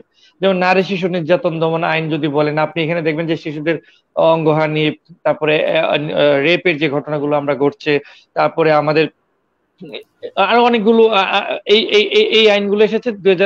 নারী শিশু নির্যাতন দমন আইন 2000 সালে যেটি হয়েছে। আবার যদি আপনি দেখেন শিশুরা যে পর্নোগ্রাফির, অনেক বেশি পর্নোগ্রাফি শিকার হচ্ছে আজকাল, এই ডিজিটাল ওয়ার্ল্ডে বেশিরভাগ শিশুরা পর্নোগ্রাফি শিকার হচ্ছে, সেখানে বাংলাদেশে কিন্তু একটি পর্নোগ্রাফি আইন আছে, হ্যাঁ, পর্নোগ্রাফি নিয়ন্ত্রণ আইন। আবার যদি ধরেন একসময় বাংলাদেশে অনেক বেশি অ্যাসিড থ্রোয়িং ছিল, যেটি এখন বিভিন্ন পর্যায়ে সোশ্যাল মুভমেন্টের কারণে অ্যাসিড থ্রোয়িংটা এখন অনেকটা কমে গেছে। বাংলাদেশে কিন্তু অ্যাসিড অপরাধ দমন আইন আছে। সো আমি বলছি যে ধরনের অপরাধের জন্য, যদি শিশুরা যে ধরনের অপরাধের শিকার হয়, প্রত্যেকটা জন্য আলাদা আলাদা বাংলাদেশে আইন আছে। বাংলাদেশে কর্মক্ষেত্রে শিশুরা নির্যাতনের শিকার হচ্ছে, শিশু শ্রম আইন আছে। সো আমরা বলবো যে আইন আছে, এবং আইনে প্রয়োগ হচ্ছে। এখন আমরা যে স্ট্যাটিস্টিক্স গুলো আমরা দেখছি, আপনারা প্রত্যেকেই একটা স্ট্যাটিস্টিক্স দাঁড় করিয়েছেন, এটি সত্যি দুর্ভাগ্যজনক যে এইটি তো আমরা কেউ অস্বীকার করতে পারবো না। কিন্তু এতটুকু বলতে পারি যে স্টেট পলিসিতে কিন্তু এই ধরনের নির্যাতনগুলো কমিয়ে আনার ব্যাপারে সকল জায়গা থেকেই কিন্তু কাজ করে যাচ্ছে। আমরা যারা সোশ্যাল ওয়ার্কার আমরা কাজ করছি, যারা গভর্নমেন্টের স্টেট পলিসিতে আছেন তারা কাজ করছেন, এবং প্রত্যেকটা মানুষই কিন্তু আমরা কাজ করে যাচ্ছি। এখন বিচার প্রক্রিয়াটা একটু দীর্ঘায়িত হচ্ছে। আমরা এটার জন্য আমাদের বিচার বিভাগকে আমরা আমাদের উচ্চ আদালতে, আমি নিয়মিত সুপ্রিম কোর্টে একজন আইনজীবী হিসেবে কাজ করছি, সেখানে আমরা যখনই কোনো নির্যাতনের ঘটনা দেখছি, আমরা যখন দেখছি যে কোনো বিচার ডিলে হচ্ছে, তখন কিন্তু আমরা উচ্চ আদালতে হস্তক্ষেপ চাচ্ছি, কিন্তু আলটিমেটলি বিচারিক আদালত কিন্তু খুব দ্রুত সময়ে অনেকগুলো বিচার শেষ করার চেষ্টা করেছেন। এবং আপনারা যদি দেখেন যে খুলনায় একটা ছেলে যে পায়পথে যিনি রাজন নামে একটি সিলেটের একটি একটা ছেলের আলোচিত ঘটনা ঘটেছিল, অনেকগুলো ঘটনাই ঘটেছে। ইভেন আপনারা দেখেন আমাদের বিচার বিভাগ এতটাই সক্রিয় যে কিছুদিন আগে বরিশালের একটি উপজেলাতে, এক্স্যাক্টলি উপজেলাটার নাম মনে নেই, 4 জন শিশুকে রেপের মামলায়, 8 থেকে 9 বছর পর্যন্ত বয়স ছিল ওদের, রেপের মামলায় তাদেরকে কারাগারে পাঠিয়ে দিয়েছিল নিম্ন আদালত, যেটিকে আমরা উচ্চ আদালতে নজরে আনার পরে সেদিন বৃহস্পতিবার দিন রাত ছিল, মানে আমাদের হলিডে হচ্ছে শুক্রবার শনিবার, বৃহস্পতিবার রাত 12টায় সুপ্রিম কোর্ট কিন্তু সেখানে হস্তক্ষেপ করেছে এবং 4 শিশুকে রাতের মধ্যেই বাবা মায়ের কাছে ফেরত পাঠিয়েছে। সো আমাদের শিশুদের অধিকারের ব্যাপারে আমাদের বিচার বিভাগ সচেতন, আমাদের যারা এক্সিকিউটিভ আছেন, হ্যাঁ নির্বাহী বিভাগ আছেন তারাও সচেতন, আমাদের যারা পলিসি মেকার আছেন, ল মেকার আছেন, তারাও কিন্তু শিশুদের অধিকারের জন্য, আপনি অজন্তা দির জন্য বলছি, এবং আপনি যেহেতু প্রবাসী বাস করছেন আপনার জন্য বলছি যে বাংলাদেশের জাতীয় সংসদে শিশু অধিকার বিষয়ক একটা আলাদা ককাস আছে, হ্যাঁ শিশু অধিকারকেই শুধু ফোকাস করে। জাহাঙ্গীর ভাই এটির প্রোগ্রামে আমিও গেছি, জাহাঙ্গীর ভাইও গেছেন।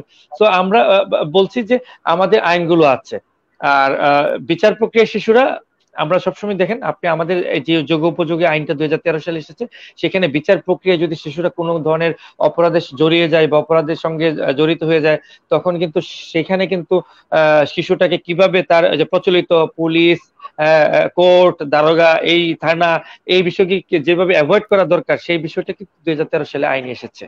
তো আমরা আশাবাদী যে আমরা আশাবাদী একটা ভালো দিকে আমরা যাচ্ছি, এবং খুব শীঘ্রই বাংলাদেশের পরিস্থিতি শিশুদের ভালো থাকবে।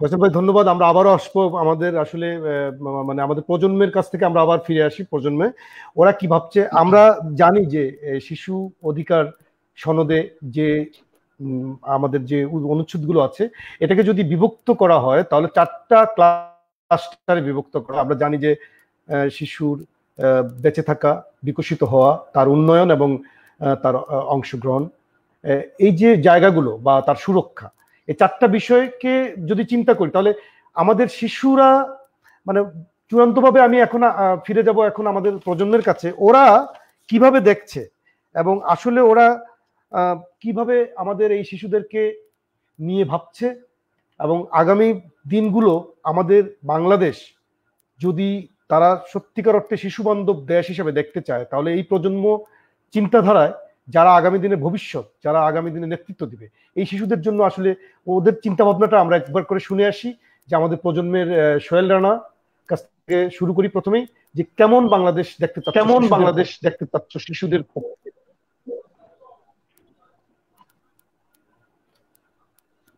Sound please. সোহেল রানা শব্দ শোনা যাচ্ছে না।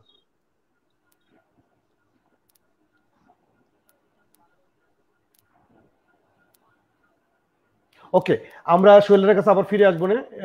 আমরা এই মুহূর্তে আমরা দোলার কাছ থেকে শুনি যে কেমন বাংলাদেশ দেখতে চায় শিশুদের জন্য, শিশুদের পক্ষে, শিশু অধিকার সুরক্ষা, তার অংশগ্রহণ, এই সমস্ত বিষয়ে।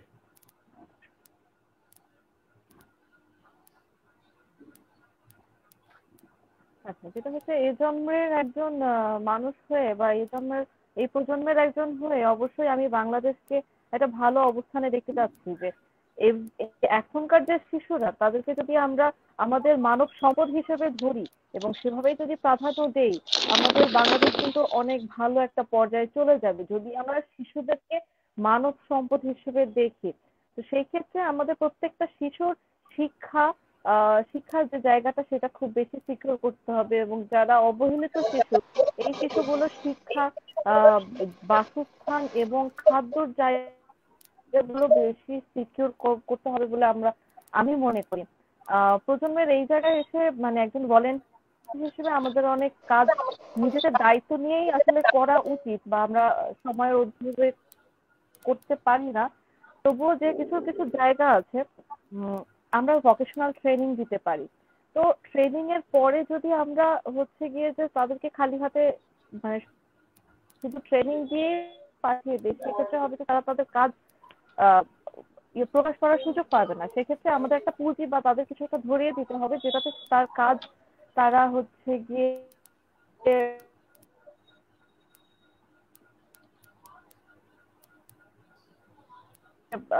শিক্ষিত পরিবারের বাবা তার যদি ইনকাম 15,000 টাকাও হয়, সেক্ষেত্রে কিন্তু সেটা বাচ্চার শিক্ষাটা সিকিউর করছে, মানে সেদিকে সে সচেতন। কিন্তু একজন রিক্সাওয়ালা বাবা যদি সে মাসে 15 থেকে 20,000 টাকা বা 25,000 টাকাও ইনকাম করে, কিন্তু সে কিন্তু তার বাচ্চার শিক্ষার জন্য অতটা সচেতন না যতটা সে তার খাবার বা থাকার জন্য সচেতন। তো সেই ক্ষেত্রে শিক্ষার জায়গাটা আমার মনে হয় যে প্রত্যেক অভিভাবককে, যারা অবহেলিত এবং যারা পরিবারের মধ্যে আছে, প্রত্যেকটা জায়গা থেকে আমাদের বাবা মাদের ধরিয়ে দেওয়া উচিত। এবং বাচ্চারা আজকালকার যেভাবে অ্যাবিউজ হচ্ছে বা অনেক ঘটনার শিকার হচ্ছে, দেখা যাচ্ছে যে ম্যাক্সিমাম বাচ্চারা বলতে পারছে, আবার অনেকে বলতে পারছে না, আবার অনেক পরিবার হচ্ছে গিয়ে বাচ্চার কথা শুনছে না। তো সেই জায়গা থেকে আমরা যদি অভিভাবকদের নিয়ে সাথে কথা বলার একটা সুযোগ পাই, সেটা স্কুল হোক বা যে কোনো প্রতিষ্ঠান হোক, যেভাবে হোক, অভিভাবক সাথে যদি আমরা ডিরেক্ট ইন্টারাকশন করতে পারি এবং তাদের যদি কথাগুলো ধরিয়ে দিতে পারি যে বাচ্চারা এরকম সমস্যায় পড়ছে, তাদেরকে আমরা কিভাবে প্রোটেক্ট করতে পারি, কিভাবে তাদেরকে সুযোগ দিতে পারি, সেক্ষেত্রে আমার মনে হয় যে অন্যায় অবহেলাটা অনেকটাই এর বিরুদ্ধে যাওয়া যায়।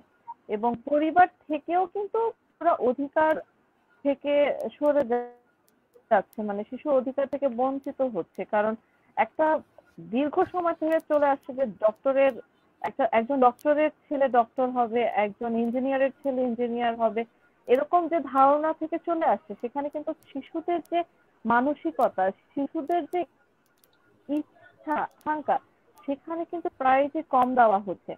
এগুলো আমরাও ফেস করে আসছি এবং এখনকার জেনারেশন শিশুরা ফেস করে আসে যে তারা নিজেদের সম্ভব বাবা মার এই প্রেশারাইজের জন্য নিজেদের ইচ্ছা আকাঙ্ক্ষা কিন্তু প্রকাশ করতে পারে না।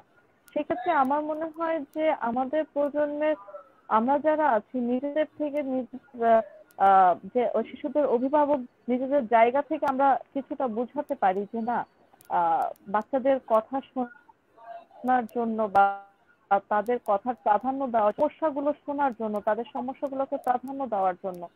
এবং যেটা হচ্ছে গিয়ে যদি আমরা প্রজন্ম ছোট ছোট দল গঠন করে, ছোট ছোট ফান্ড রেডি করে যদি আমরা শিশুদের আচ্ছা দোলা, বা অবহেলিত যদি কিছু দোলা করতে পারি, যে সাপ্তাহিক একটা ওয়ার্কশপ করতে পারি যেখানে শিশুদের জি জি দোলা, যদি এক কথায় যদি একটা বাক্যে যদি বলো যে আসলে আমরা তোমার কোনো পরামর্শ স্পেসিফিক আমরা বড়দের কাছে, যে কোনো স্পেসিফিক পরামর্শ আছে কিনা যে শিশু অধিকারের স্বার্থে বা আমাদের বাংলাদেশের শিশুদের স্বার্থে, শিশুদের উন্নয়নের জন্য তোমাদের নিজস্ব কোনো পরামর্শ আমরা শুনি। শুধু একটা বাক্যে বা দুটো বাক্যে যদি বলতে পারো যে এই কাজটা করলে আমাদের শিশুদের জন্য কল্যাণ হবে বা শিশুদের জন্য আগামী পথটা সুগম হবে এবং সুন্দর বাংলাদেশ আমরা দেখবো শিশুদের জন্য। ওকে,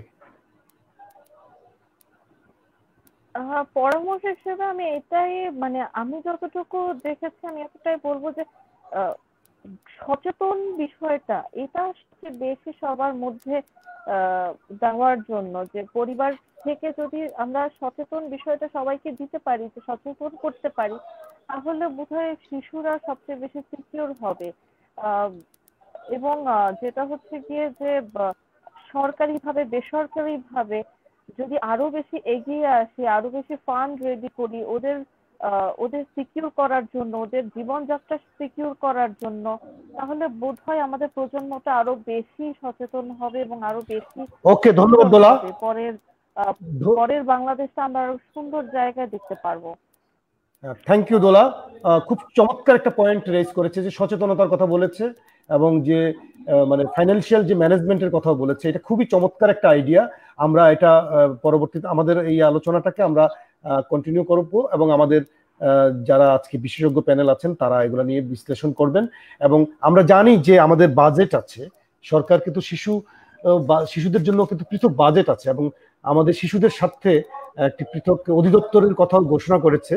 এবং আমরা আসলে এটার কার্যকারিতা বা বাস্তবায়নের ক্ষেত্রে আমরা এর সীমাবদ্ধতাও জানি। এটা নিয়ে আসলে সরকার কি করছে সেটাও আমরা দেখব। আমাদের যেখানে উন্নয়ন কর্মী আছেন এবং আমাদের আইনজীবী আছেন, এগুলো আসলে বাস্তবায়ন করা খুবই জরুরি। মানে এই জায়গাটাতেও আমরা কিভাবে বাস্তবায়িত হবে এই পরামর্শটা শুনবো। তো অন্য যে প্রজন্মের দুজন আছে, খুব অল্প কথায়, যে আমরা আসলে আগামী দিনে শিশুদের জন্য কেমন বাংলাদেশ আমরা দেখতে চাই, তোমাদের বিশেষ করে সন্তোষ এবং সোহেল রানার কাছ থেকে অল্প কথায় বলবে যে কেমন পরামর্শ আমাদের জন্য। ধন্যবাদ। প্রথমে সন্তোষ। হ্যাঁ, ধন্যবাদ ভাইয়া আমাকে আবার সুযোগ দেওয়ার জন্য। আমি বেশি কথা বলবো না, দু একটা কথাই বলবো। আমরা দেখি যে আমাদের যে শিশুরা ওনাদের পরিবারের সময়টুকু পাচ্ছে না। দেখা যাচ্ছে যে বাবা গেছেন, ওনার জব সেক্টরে আছেন, মা ওনার জব সেক্টরে আছে, কিন্তু শিশুকে সময় দিতে পারছেন না। তার ফলে ওনারা বুঝতে পারতেছেন না ওনাদের যে ভুলগুলা কি বা কোন পরিস্থিতি কিভাবে হ্যান্ডেল করবেন। আর সেকেন্ড কথা হলো, আমরা 2005-04 দিকে দেখেছিলাম যে আনন্দ স্কুল নামে সরকারের একটা প্রজেক্ট ছিল, রক্স প্রকল্প মনে হয়। ওইখানে কি ছিল যে শিশুরা যখন যেত স্কুলে প্রাইমারি লেভেলের, তখন ওনাদেরকে খাবার দেওয়া হতো দুপুরে। তো ওই অনুযায়ী ওনারা খাবারের বিনিময় হইলেও তখন ওনারা এই যে স্কুলে যেত। আর সেকেন্ড কথা হলো যে আমরা একটা মনিটরিং টিম ক্রিয়েট করব, মানে মোবাইল টিম একটা থাকবে যারা এই যে শিশুদেরকে মনিটর করবে এবং প্রয়োজনীয় ব্যবস্থা গ্রহণে হাইয়ার অথরিটিকে ওনারা ইনফর্ম করবে। তা না হলে দেখা গেল যে আমরা অনেক কিছু ইমপ্লিমেন্ট করছি কিন্তু কাজের কাজ কিছুই হচ্ছে না। একটা মনিটরিং টিম থাকতে হবে, ওনারা তদারকি করবে এবং এটার একটা জবাবদিহিতাও থাকতে হবে। তা না হলে আমাদের যে শিশুদের ভবিষ্যৎটা অন্ধকারেই দেখব। ওকে, সোহেল রানা, এক কথায় মানে শিশুদের জন্য তোমার কোনো পরামর্শ আছে কিনা স্পেসিফিক? ভাই, আমি মনে করি যে আমরা যারা যারা কাজ করছি তারা কিন্তু আলাদা আলাদা ভাবে কাজ করছি। আমরা যদি সমন্বিত ভাবে বা সরকারের সাথে বা প্রশাসনের সাথে যদি একত্রে কাজগুলো করতে পারি, তাহলে আমি মনে করি যে আমাদের কাজের সার্থকতাটা বৃদ্ধি পাবে বা কাজটা পাওয়ারফুল হবে। কেননা খন্ড খন্ড ভাবে আলাদা আলাদা ভাবে আমাদের কাজ করার ফলে আসলে আমাদের যে মেন উদ্দেশ্য সেই উদ্দেশ্যে আমরা পৌঁছাতে পারছি না। তো আমার থেকে মনে হয় যে প্রশাসন বা সরকার যদি হস্তক্ষেপ করে এই বিষয়ে, যে কত শিশুদেরকে নিয়ে কাজ করা বা যে ধরনের সমস্যাগুলা শিশুদের ক্ষেত্রে ফেস হচ্ছে সেগুলা আর কি সঠিকভাবে পদক্ষেপের মাধ্যমে সেগুলা মোকাবেলা করা এবং সেগুলার ক্ষেত্রে আর কি উতরে যাওয়া। ওকে, ধন্যবাদ। আমি আমাদের প্রজন্মের তিনজন অংশগ্রহণকারীকে, আমরা এবার এই প্রজন্মের চিন্তাকে আমরা কিভাবে দেখছি এবং আমরা কেমন শিশু বান্ধব বাংলাদেশ দেখতে চাই, তাহলে এই শিশু বান্ধব বাংলাদেশ দেখার জন্য আমরা কি করতে পারি, আমি এবার একটু অনুরোধ করব আমাদের হালিমা আপাকে, যে আপনি কিভাবে দেখতে চান এই শিশু বান্ধব বাংলাদেশ যদি দেখতে চাই তাহলে কি করা উচিত বলে মনে করছেন, বা আমাদের পরবর্তী পদক্ষেপ কেমন হওয়া উচিত? ধন্যবাদ জাহাঙ্গীর ভাই। এখানে তো প্রজন্মের তিনজন খুবই গুরুত্বপূর্ণ কথা বলেছেন। প্রথমত বলেছেন যে সচেতনতা একটা বড় ইস্যু, যে আমরা যদি সব লেভেলে সচেতন করতে পারি তাহলে আমাদের শিশুরা অনেকখানি নিরাপদ পরিবেশ পাবে। কারণ আমার বাবা মার কাছ থেকে সচেতনতা আসবে, কমিউনিটিতে আসবে, প্লাস হলো যে আমাদের শিক্ষা প্রতিষ্ঠানে। এই তিনটা জায়গায় যদি আমরা তাদের নিরাপত্তাটা নিশ্চিত করতে পারি তাহলে হলো তারা সামনের দিকে এগোনোর একটা ধাপ পার হবে। দ্বিতীয়ত হলো যে আমাদের যে আইনগুলো আছে ওই আইনগুলো যদি প্রপার ইমপ্লিমেন্টেশন হয় এবং একটা প্রপারলি মনিটরিং প্রসেসটা থাকে তাহলে সেই জায়গাটায় আমরা হয়তো শিশুদের জন্য আরেকটা নিরাপদ জায়গা তৈরি করতে পারবো। তৃতীয়ত হলো যে সরকার হলো অনেকগুলো সদিচ্ছা আছে এবং সরকার অনেক কিছু কমিটেড। এবং আপনি হয়তো জানেন যে আমরা যেহেতু ইউএনসিআরসি স্বাক্ষর করার পর থেকে 1990 সালের পর থেকে আমরা কিন্তু প্রতি 5 বছর পর পর পিরিয়ডে স্টেট পার্টি রিপোর্ট দেই, যেখানে আমাদেরকে কিন্তু জবাবদিহিতা গভর্নমেন্টকে দিতে হয় যে আমার এই দেশের এই যে শিশু অধিকার পরিস্থিতি এরকম আছে এবং উন্নয়নের জন্য আমি তাদের উন্নয়নের জন্য এই একটা ধাপের পর আরেকটা ধাপ পার হচ্ছি। সো এই জায়গাটাই হলো যে যেহেতু এই জবাবদিহিতার জায়গাটা যদি স্পষ্ট থাকে সেই জায়গাটাতে শিশুদের জন্য আরেকটা নিরাপদ জায়গা তৈরি হচ্ছে। পাশাপাশি হলো যে শিশুদের শিক্ষার ক্ষেত্রে সরকার অনেকগুলো যুগান্তকারী পদক্ষেপ নিয়েছে। বিশেষত আমাদের যখন এই যে কোভিড সিচুয়েশনে সরকার যে গাইডলাইনটা তৈরি করেছে স্কুল রিওপেনিং এর জন্য, সেটা বিশ্বের অন্য কোনো দেশে এখন পর্যন্ত তৈরি হয় নাই। তো এই কাজগুলো যদি গভর্নমেন্ট খুব সদিচ্ছা নিয়ে করে এবং শিশুদের কল্যাণের জন্য করে, সেই জায়গাটায় আসলে শিশুরা অনেক বেশি নিরাপদ থাকবে। আরেকটা বিষয় হলো যে আমরা যারা উন্নয়ন কর্মী আছি এবং যারা নাকি আমরা আন্তর্জাতিক সংস্থা আছি, তারা আমরা অনেকগুলো কাজ একসাথে করছি। হ্যাঁ, তো এই শিশুদের উন্নয়নের জন্য যে কোলাবোরেটিভ ওয়েতে আমরা যে কাজগুলো করছি, সেগুলো যে একটা সমন্বিত রূপ দেওয়া যায়, সেই জায়গাটাতে তাহলে শিশুদের জন্য একটা নিরাপদ জায়গা তৈরি হবে। আরেকটা বিষয় যেটা ভাই বলেছেন, ফয়সাল ভাই বলেছেন যে শিশুদের জন্য একটা সংসদীয় কমিটি আছে।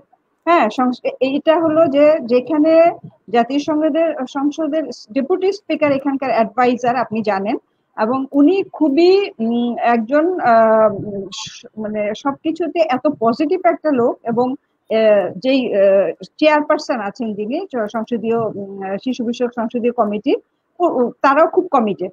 তো ওনাদের সাথে কাজ করার জায়গাটা আমরা যদি সবাই একসাথে কাজ করার উদ্যোগ নেই এবং তাদেরকে মোটিভেট করে তাদের সাথে তাদের জায়গাগুলোতে পলিসি মেকিং এর জায়গাটাতে ইনফ্লুয়েন্স করতে পারি, তাহলে সেই জায়গাটাতে একটা কাজ করা সহজ হবে। আরেকটা বিষয় যেটা বলেছেন যে শিশু অধিদপ্তর, হ্যাঁ, যেটা অনেক দিন থেকে আমরা কাজ করছিলাম, আমরা যারা উন্নয়ন কর্মী আছি এবং আমরা অনেকগুলো সংস্থা একসাথে কাজ করছি। তো এটার একটা পজিটিভ সাইড হলো যে একটা অধিদপ্তরের স্ট্রাকচার হয়েছে, অধিদপ্তর কিভাবে পরিচালিত হবে সমস্ত কিছুই কিন্তু রেডি আছে এবং একটা খসড়াও মন্ত্রণালয় পর্যন্ত গিয়েছে।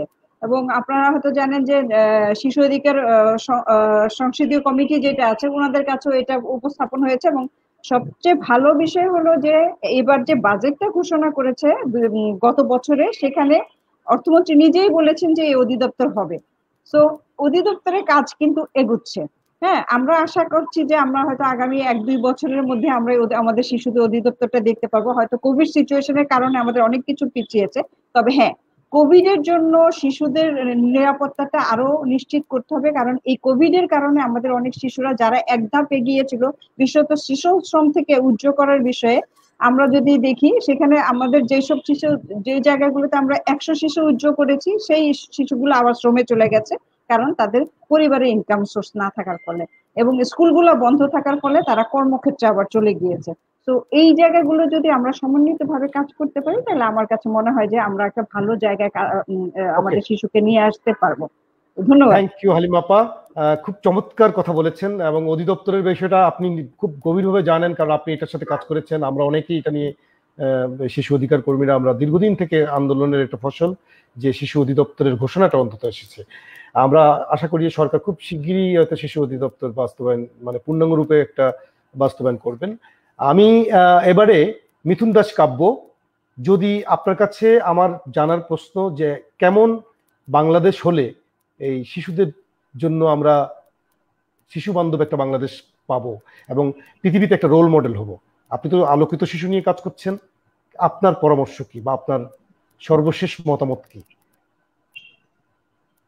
অনেক ধন্যবাদ ভাইয়া। সো আমার কাছে বেসিক্যালি যেটা মনে হয় আসলে বাংলাদেশের যে জায়গাটায় আসলে আমরা আসলে স্বপ্ন দেখি বা কাজ করছি এবং যে জায়গাটাতে আমরা আসলে যেতে চাই, সেখানে আসলে মানুষের যে রেসপেক্ট বা empathetic communication, social life skills এর ডেভেলপমেন্ট, সফট স্কিলস এর ডেভেলপমেন্ট, এগুলোর বিকল্প নাই।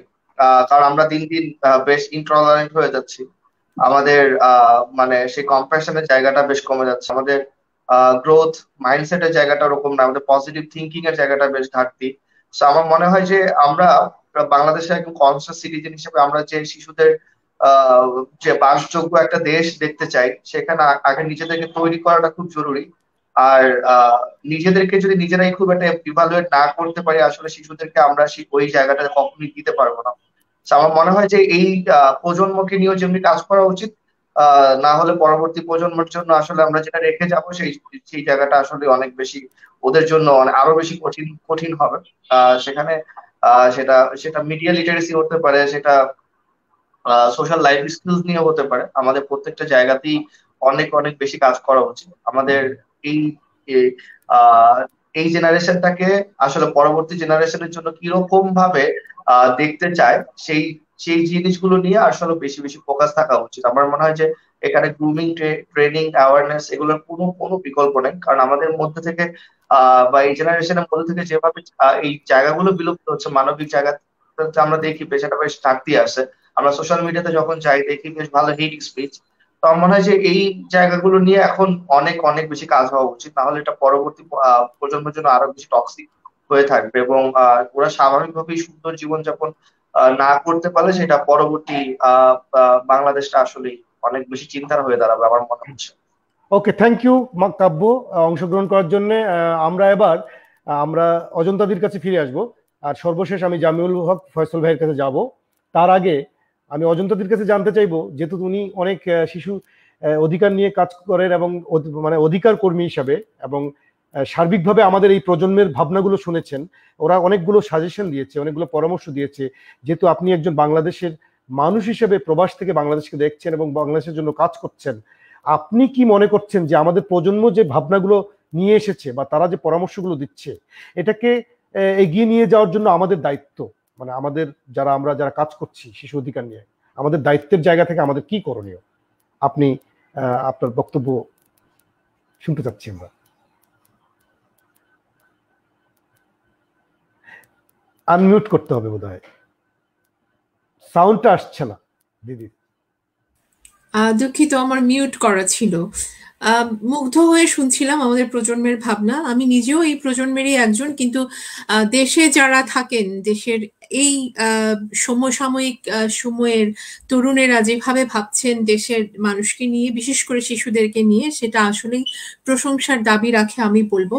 এবং একটা জিনিস কিন্তু আমাদের মানে আমি ভাবতেই হবে আমাদেরকে, যে আমাদের বাংলাদেশ অনেক দূর এগিয়ে এসেছে, বিশেষ করে ইউএনসিআরসি তে সাইন করার পরে। হালিমা আপার কথা থেকে যেটা শুনলাম, উনি যেহেতু একেবারে মানে নিজে সম্পৃক্ত হয়ে নিজের অভিজ্ঞতা থেকে বলেছেন, এবং আমি ওনার কথাগুলো খুব গুরুত্ব দিয়ে শুনেছি। আমার মনে হয়েছে যে আসলে আমরা অনেক দূর এগিয়ে এসেছি, যদিও আমরা অনেক ব্যর্থতার কথা শুনি, পত্রপত্রিকায় দেখি, কিন্তু আসার অনেক জায়গা আছে। আমাদের কাজ করার কিন্তু অনেক জায়গা আছে। দেখেন, অনেক আইন হয়েছে, অনেকগুলো আইন কথা শুনলাম, আইনের প্রয়োগ কিছু কিছু হচ্ছে, কিন্তু আইনের প্রয়োগ আসলেই কি আমরা সব পর্যায়ে করতে পারছি, কিংবা সেইভাবে সচেতনতাকে তৈরি করতে পারছি? আমার মনে হয় যে সেই দিকে আমাদের অনেক কাজ করার আছে। যেমন ধরেন, আমাদের শিশু স্বাস্থ্যের কথা নিয়ে আমাদের আরো কথা বলার আছে। শিশু স্বাস্থ্য বোধ শারীরিক এবং মানসিক স্বাস্থ্য, শুধুমাত্র শারীরিক স্বাস্থ্যের কথা ভাবলে চলবে না। যেমন এখন পোলিও মুক্ত বাংলাদেশ আমরা তৈরি করতে পেরেছি, অনেক সময় লেগেছে কিন্তু আমাদের একটা জার্নি পার করতে। তো সেই রকম ভাবে আমাদের শিশুদের মানসিক স্বাস্থ্য নিয়েও ভাবাটা জরুরি। যেমন আমরা ছোট ছোট শিশুদের কাঁধে বইয়ের বোঝা চাপিয়ে দেই তাদেরকে ভালো মানুষ বা বড় মানুষ করে গড়ে তোলার জন্য, কিন্তু বইয়ের বোঝা চাপিয়ে দেওয়াই যে একটা মানুষকে পরিপূর্ণ মানুষ হিসেবে ভবিষ্যতে গিয়ে গড়ে তোলে না, বরং তার উপরে অনেক স্ট্রেস চাপিয়ে দেয়। তাকে হয়তো বা একটা সময় গিয়ে সে হয়তো ডিপ্রেসড হয়ে পড়ে, তার হয়তো হতাশা চলে আসে। এই যে চিন্তা ভাবনাগুলো, এগুলো আমাদের মানুষকে জানাতে হবে, এবং সেটা শিশুদেরকে জানালে তো হবে না, কারণ শিশুরা একটা ভালনারেবল সিচুয়েশনে আছে। 18 বছর বয়স পর্যন্ত যেটা মনে করা হয় যে তাদের নিজস্ব ডিসিশন মেকিং এরই বয়সটা আসে না। যেহেতু তাদের নিজেদের সম্পর্কে ডিসিশন নেওয়ার সেই বয়সটা আসে না, তাদের সম্পর্কে আমাদের ডিসিশন নিতে হবে, যেটা তাদের মানবাধিকারের পক্ষে যায়, তাদের পূর্ণাঙ্গ ওয়েলবিং এর পক্ষে যায়। সেটা বোধ শারীরিক এবং মানসিক হতে হবে। এই যে দেখেন, একটা উদাহরণ দিতে চাই, আমি দুঃখিত যদি বেশি সময় নেই। কয়েকদিন আগে সাল্লায় যে সাম্প্রদায়িক হামলাটা হলো, সেটার ভিডিওতে আমি দেখলাম যে ছোট ছোট শিশুদের হাতে লাঠি সোটা নিয়ে তারা দৌড়াচ্ছে একদল মবের সাথে। এখন এটা কিন্তু আমাদেরকে আমাদের ভবিষ্যৎ বাংলাদেশের জন্য একটা খুব ভয়ঙ্কর বার্তা দেয়। এই যে ছোট ছোট শিশুরা, তাদের হাতে লাঠি কেন থাকবে? ধরেন একটা ভয়ঙ্কর মব যাচ্ছে, পূর্ণাঙ্গ মানুষেরা যাচ্ছে, ঠিক আছে, কিন্তু বাচ্চাদেরকেও তারা তাদের সাথে ভায়োলেন্ট করে নিচ্ছে। এই যে ভায়োলেন্ট শিক্ষাটা শেখাচ্ছে, সেটার দিকে কিন্তু আমাদেরকে মনোযোগ দিতে হবে যে রুট লেভেলে আমাদের শিশুরা কি শিখছে। ধর্মীয় শিক্ষায় শিক্ষিত হচ্ছে, ঠিক আছে, আমাদের প্রাতিষ্ঠানিক শিক্ষায় শিক্ষিত হচ্ছে, ঠিক আছে, কিন্তু তারা মানবিক শিক্ষাটা পাচ্ছে কিনা, এটা নিশ্চিত করাটা খুব জরুরি।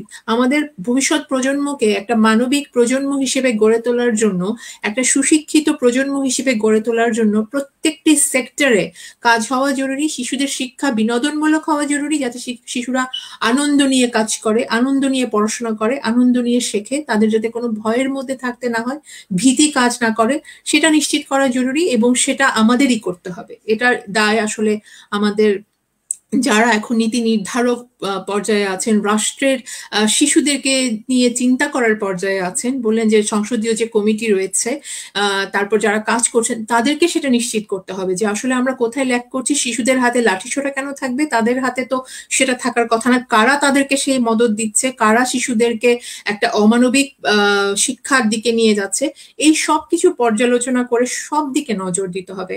আর এই অনুরোধটা আমাদের সবার প্রতি আমার থাকবে যারা দেশে কাজ করছেন। আর আমি এটা বলতে চাই যে বাংলাদেশেই যে একমাত্র শিশু অধিকার পরিস্থিতিতে সমস্যা রয়েছে তা কিন্তু নয়।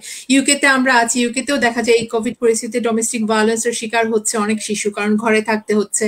তারপর অনেক শিশুই আপনার গ্যাং ভায়োলেন্সের দিকে জড়িয়ে যায়। বিভিন্ন ধরনের সমস্যা রয়েছে বিভিন্ন দেশের, ইউকেতেও রয়েছে, তারা কাজ করছে। বাংলাদেশে কতটুকু কাজ হচ্ছে সেটাই আমাদেরকে দেখতে হবে যে আমরা আসলেই সেই জায়গাগুলোতে কাজ করছি কিনা। অনেক ধন্যবাদ। ধন্যবাদ অজন্তা দি। আমি একটু দর্শক শ্রোতাদের উদ্দেশ্যে একটা কথা বলবো যে আমাদের এই প্রজন্ম ভাবনা প্রোগ্রামটি আসলে যদি কেউ পরবর্তীতে দেখতে চায় তাহলে আমাদের ইউটিউবে এবং ফেসবুক চ্যানেলের মাধ্যমে দেখতে পাবে, এবং ইউটিউবে এয়ার টেলিভিশন নেটওয়ার্কের সাবস্ক্রাইব করে আপনারা যদি রেখে দেন, এবং তাহলে আপনাদের কাছে আমাদের এই প্রোগ্রামটি প্রত্যেকটি সময়ই নোটিফিকেশন হিসেবে যাবে এবং আপনারা দেখতে পাবেন, এবং ফেসবুকের মাধ্যমে আপনারা কিন্তু দেখতে পাবেন। এটা পরবর্তীতে এটা সংরক্ষিত করা হয় এবং আপনারা ইউটিউবের মাধ্যমে দেখতে পাবেন। এবং আপনাদের যদি কোনো মতামত বা কমেন্টস থেকে থাকে তাহলে আপনারা যদি আমাদের কমেন্টস বক্সে যদি লিখে দেন তাহলে আমরা হয়তো অনেকেই কথা বলতে চেয়েছিলেন, কিন্তু আমাদের আজকে লাইভ আমরা ফোন কলগুলো রিসিভ করতে পারিনি আমাদের টেকনিক্যাল কিছু প্রবলেমের কারণে। তো আমরা আগামীতে আপনাদের লাইভ কলগুলো নিব এবং আমরা আমাদের অতিথি এবং প্রজন্মের প্রতিনিধিদের সাথে আপনাদের সরাসরি সম্পৃক্ত করিয়ে দিব। তো আজকে আমরা যদি কারো কোনো কমেন্টস বা মতামত বা পরামর্শ থাকে দর্শক শ্রোতা, আপনারা একটু দয়া করে আমাদের কমেন্টস বক্সে লিখবেন, এবং এয়ার টেলিভিশন নেটওয়ার্কের যে ফেসবুক পেজ, অফিসিয়াল পেজ আছে, সেখানে আপনারা এটা কাইন্ডলি একটু করবেন এবং আপনারা আপনাদের দিক থেকে শেয়ার করলে সারা দেশবাসী এবং প্রবাসীরাও দেখবেন। ধন্যবাদ আমি অজন্তা দিকে এবং আমাদের এই প্রজন্মের যারা আছেন, বিশেষ করে হালিমা আপা, আপনি অনেক গুরুত্বপূর্ণ বিষয় উত্থাপন করেছেন। আমরা সার্বিকভাবে যদি আমি ফয়সল ভাইয়ের কাছে যাওয়ার আগে, যেহেতু উনি একজন সুপ্রিম কোর্টের আইনজীবী এবং একজন চাইল্ড রাইটস অ্যাক্টিভিস্ট, আমি আপনার কাছে যাবো শেষ বক্তা হিসেবে। ইতিমধ্যে আমরা যে আলোচনাগুলো পেয়েছি তার সারমর্ম যদি সামিং আপ যদি করি তাহলে আমরা কি পেলাম? যে এখানে কিন্তু প্রস্তাবনা এসেছে যে সমন্বয়ের বিষয়টা আসছে, মনিটরিং এর বিষয়টা আসছে। সমন্বয় বলতে আসলে সরকারি বেসরকারি উদ্যোগ এবং সম্মিলিত প্রচেষ্টার কথা বলা হয়েছে। আমরা দেখছি যে সচেতনতার কথা বলা হয়েছে, যে সর্বমহলে প্রাতিষ্ঠানিক এবং পারিবারিক সচেতনতার খুবই জরুরি, এবং যারা শিশু শ্রমে নিয়োজিত আছেন, যে সমস্ত প্রতিষ্ঠানগুলো শিশু শ্রমকে গুরুত্ব দিচ্ছে বা শিশু শ্রম হিসেবে কাজে লাগাচ্ছে, তাদেরও সচেতনতা প্রয়োজন। আরেকটি গুরুত্বপূর্ণ বিষয় উঠে এসেছে, যেটা হলো যে পারিবারিক আর্থিক ব্যবস্থাপনা। অর্থাৎ পারিবারিক আর্থিক ব্যবস্থাপনা যদি করা যায় তাহলে শিশুদেরকে সুশিক্ষিত করা যাবে, এবং শিক্ষা শুধু নয়, যে স্কুলে প্রাতিষ্ঠানিক শিক্ষা শুধু নয়, আসলে আমাদের অজন্তাদির বক্তব্যের মধ্য দিয়ে একটা গুরুত্বপূর্ণ বিষয় এসেছে, মানবিক শিক্ষা অর্থাৎ নৈতিক শিক্ষা। এটি অত্যন্ত জরুরি হয়ে দাঁড়িয়েছে, এবং এটা আমরা সর্বমহলে এখন আলোচিত হচ্ছে যে স্কুল, কলেজ, বিশ্ববিদ্যালয়ে আমরা পড়ছি, কিন্তু আসলে কি আমরা মানবিক মানুষ হিসেবে গড়ে উঠছি? আমরা কি দেশের কথা ভাবছি? আমরা কি আমার প্রতিবেশীর কথা ভাবছি? আমি কি আমার পাশের মানুষটির কথা ভাবছি? আমার সামনে একজন মানুষ দুর্ঘটনায় পড়ে গেল, একজন অসুস্থ হয়ে গেল, আমি কি তাকে দেখছি? যে এই জায়গাটি আমাদের আসলে ডেভেলপ করা দরকার। আর আরেকটি বিষয় হচ্ছে, সরকারের শিশু বাজেট আছে এবং অধিদপ্তরের কথাটা বলা হয়েছে, কিন্তু আমাদের এই জায়গাগুলোতেও আমাদের আসলে কাজ করার প্রস্তাবনাটা হয়েছে। তো আমি সার্বিকভাবে সবকিছু যদি মিলিয়ে যদি বলি যে ফয়সল ভাই, আপনি একজন, আমি মনে করি যে একজন এদেশের আইনজীবী, এবং শিশু অধিকার কর্মী হিসেবে আপনার সর্বশেষ মতামত যে আসলে কেমন বাংলাদেশকে যদি সত্যিকার অর্থে শিশু বান্ধব বাংলাদেশ দেখতে চাই এবং পৃথিবীর মধ্যে একটি রোল মডেল হিসেবে গড়তে চাই, তাহলে আমাদের কি করণীয়, মানে আমাদের সম্মিলিত বেসরকারি সরকারি আমি জাহাঙ্গীর ভাই প্রথমত খুব নার্ভাস ফিল করছি, কারণ আপনারা খুব এক্সপার্টিস জায়গা থেকে বলেছেন এবং আমাদের প্রজন্মের ভাবনা থেকে বলেছেন। আসলে চমৎকার ভাবে আলোচনাগুলো আমি শুনছিলাম, যে বিশেষ করে অজন্তা দিয়ে তো অনেকগুলো জায়গাকে উনি ফোকাস করেছেন, টাচ করে যাওয়ার চেষ্টা করছেন। আসলে এই আলোচনাটা আসলে 10 মিনিট বা 1 ঘন্টায় হবে না, অনেক বড় একটা আলোচনা। যেমন কর্পোরাল পানিশমেন্ট নিয়ে আমি কাজ করেছি দীর্ঘদিন, দীর্ঘদিন কাজ করেছি জাতীয় মানবাধিকার কমিশনের সঙ্গে। সো কর্পোরাল পানিশমেন্ট নিয়ে আমরা একটা এপিসোড করা যায়। তো এখানে প্রথম কথা হচ্ছে যে আমি জাস্ট ছোট ছোট করে দু একটা জায়গায় বলবো। কর্পোরাল পানিশমেন্ট নিয়ে 2011 সালে সুপ্রিম কোর্টের হাইকোর্ট ডিভিশন থেকে একটি জাজমেন্ট হয়েছিল এবং সেটাই থেকে বলা হয়েছিল যে প্রাতিষ্ঠানিকভাবে যত জায়গায় কর্পোরাল পানিশমেন্ট হয়, যেমন শিক্ষা প্রতিষ্ঠানে, সেখানে শারীরিক এবং মানসিক শাস্তি নিষিদ্ধ করা হয়েছে। এবং এটি বাংলাদেশের সরকার 2011 সালে নোটিফিকেশন দিয়ে বলে দিয়েছে যে এই ধরনের কেউ কোনো কিছু করা যাবে না, করলে সেটি তার ডিপার্টমেন্টাল পানিশমেন্ট হবে শিক্ষক সম্মানিত শিক্ষকদের। সো এটা শুধু গৃহে, এবং গৃহে হলেও আমাদের অনেকগুলো আইন কভার করে। আমি জাস্ট খুব সংক্ষেপে শেষ করবো কারণ অনেক সময় চলে গেছে।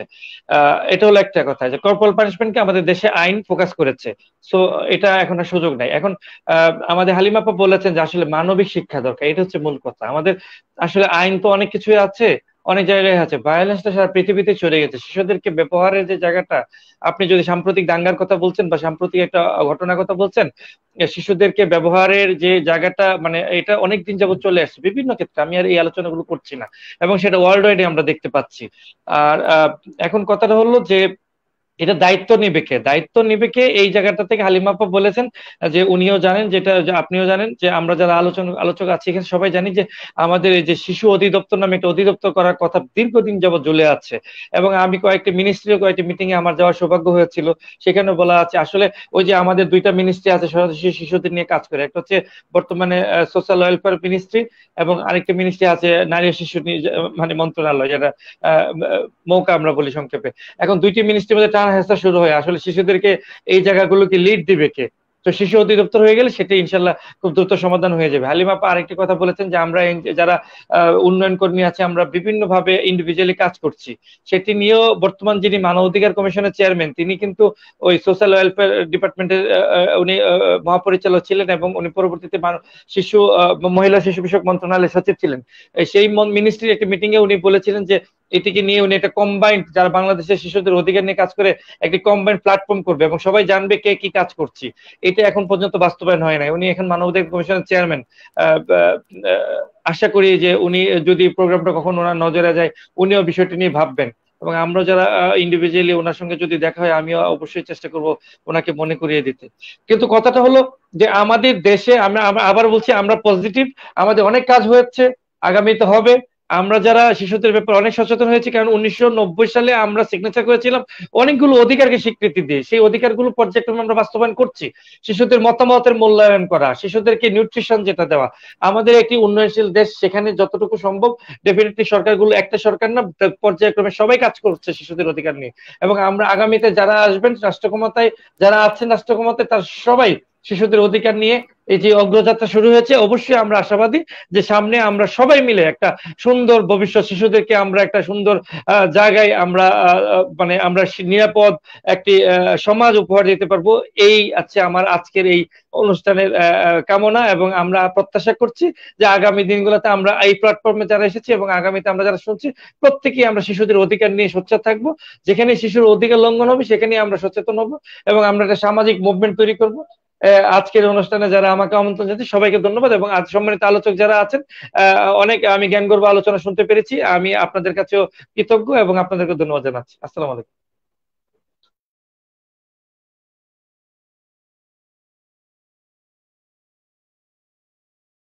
ধন্যবাদ জামিউল হক ফয়সাল ভাই, আপনি অসম্ভব কয়েকটি ভালো প্রস্তাবনা এনেছেন।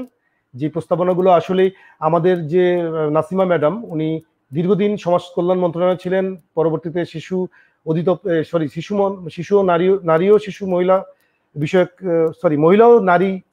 মহিলা ও শিশু বিষয়ক মন্ত্রণালয়ের সচিব ছিলেন, এবং বর্তমানে উনি মানবাধিকার কমিশনের চেয়ারম্যান। তো আমরা আশা করি এই প্রোগ্রামটা যদি ওনার নজরে আনা যায় এবং ওনাদের সাথে আমাদের ব্যক্তিগত যোগাযোগও আছে, আমরা হয়তো ওনাদের সাথে যদি আমরা যদি এই প্রস্তাবনাগুলো যদি তুলে ধরি যে আমাদের প্রজন্মরা কি ভাবছে বা এই চিন্তাগুলো কি করছে। আর আপনি ঠিকই বলেছেন যে এই শিশু অধিকার বিষয়টি আসলে বিভিন্নভাবে এটা অনেকগুলো খণ্ড, মানে আমাদের অনেকগুলো পর্ব আসা উচিত।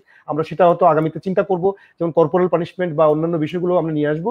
তো আজকে যারা অংশগ্রহণ করেছেন, আমি আমাদের এয়ার টেলিভিশনের পক্ষ থেকে এবং প্রজন্ম ভাবনার পক্ষ থেকে প্রত্যেককেই কৃতজ্ঞতা এবং ধন্যবাদ জানাই। এবং আসলে আমাদের আরো অনেক আলোচনার বিষয়, এটাকে আরো আমরা ব্যাপ্তি ঘটাতে পারতাম, কিন্তু আমাদের সময়ের দিকে চিন্তা করতে হবে। কারণ এই জন্যই সময়ের দিকে চিন্তা করে আমরা আসলে এটাকে এখনই শেষ করতে হবে। তো শেষ করার আগে আপনাদের সকলের প্রতি কৃতজ্ঞতা জানাই এবং আমরা চাই যে প্রতিটি মানুষ best interest of the children, যে শিশু নীতিমালার অন্যতম বিষয় হচ্ছে শিশু স্বার্থ সবার আগে। এটা যেন আমরা সবাই ভাবি, অন্তত পরিবার থেকে শুরু করে এবং প্রতিষ্ঠান এবং সর্বমহলে যেন এই এবং যে কোনো জায়গায় যেন যখনই কাজ করবে যেন শিশু সবার আগে, শিশুর স্বার্থ সবার আগে, এটা যেন ভাবি। এবং সবাইকে ধন্যবাদ এবং কৃতজ্ঞতা জানিয়ে, বিশেষ করে প্রবাস থেকে আমাদের অজন্তা দি অনেক কন্ট্রিবিউশন করেছেন, হালিমা আপা এবং ফয়সল ভাই, মিথুন দাস কাব্য, এবং আমাদের এই প্রজন্মের 3 জন তরুণ, সোহেল রানা, সন্তোষ ঢালি এবং আমাদের ম্যাকডালিন মৌ দোলা যুক্ত হয়েছে এবং তারা অসম্ভব মূল্যবান বক্তব্য দিয়েছে এবং এটা আমাদেরকে সমৃদ্ধ করবে আমরা পরবর্তী আলোচনাগুলোতে। আমি সকলকে কৃতজ্ঞতা এবং ধন্যবাদ জানাই। এবং দর্শক শ্রোতা, আপনাদের যদি কোনো মতামত থাকে আপনারা আমাদের সাথে শেয়ার করবেন এবং আমাদের এই এয়ার টেলিভিশন নেটওয়ার্ক পেজে বা গ্রুপে আপনারা আপনাদের মতামত যদি এই লিঙ্কের নিচে যদি কমেন্টস বক্সে লিখে দেন, তাহলে আমরা ভবিষ্যতে হয়তো আমাদের এই অনুষ্ঠানটাকে আরো সমৃদ্ধশালী করতে পারবো। সকলকে আবারও শুভরাত্রি জানিয়ে আজকের অনুষ্ঠান এখানে শেষ করছি। ধন্যবাদ।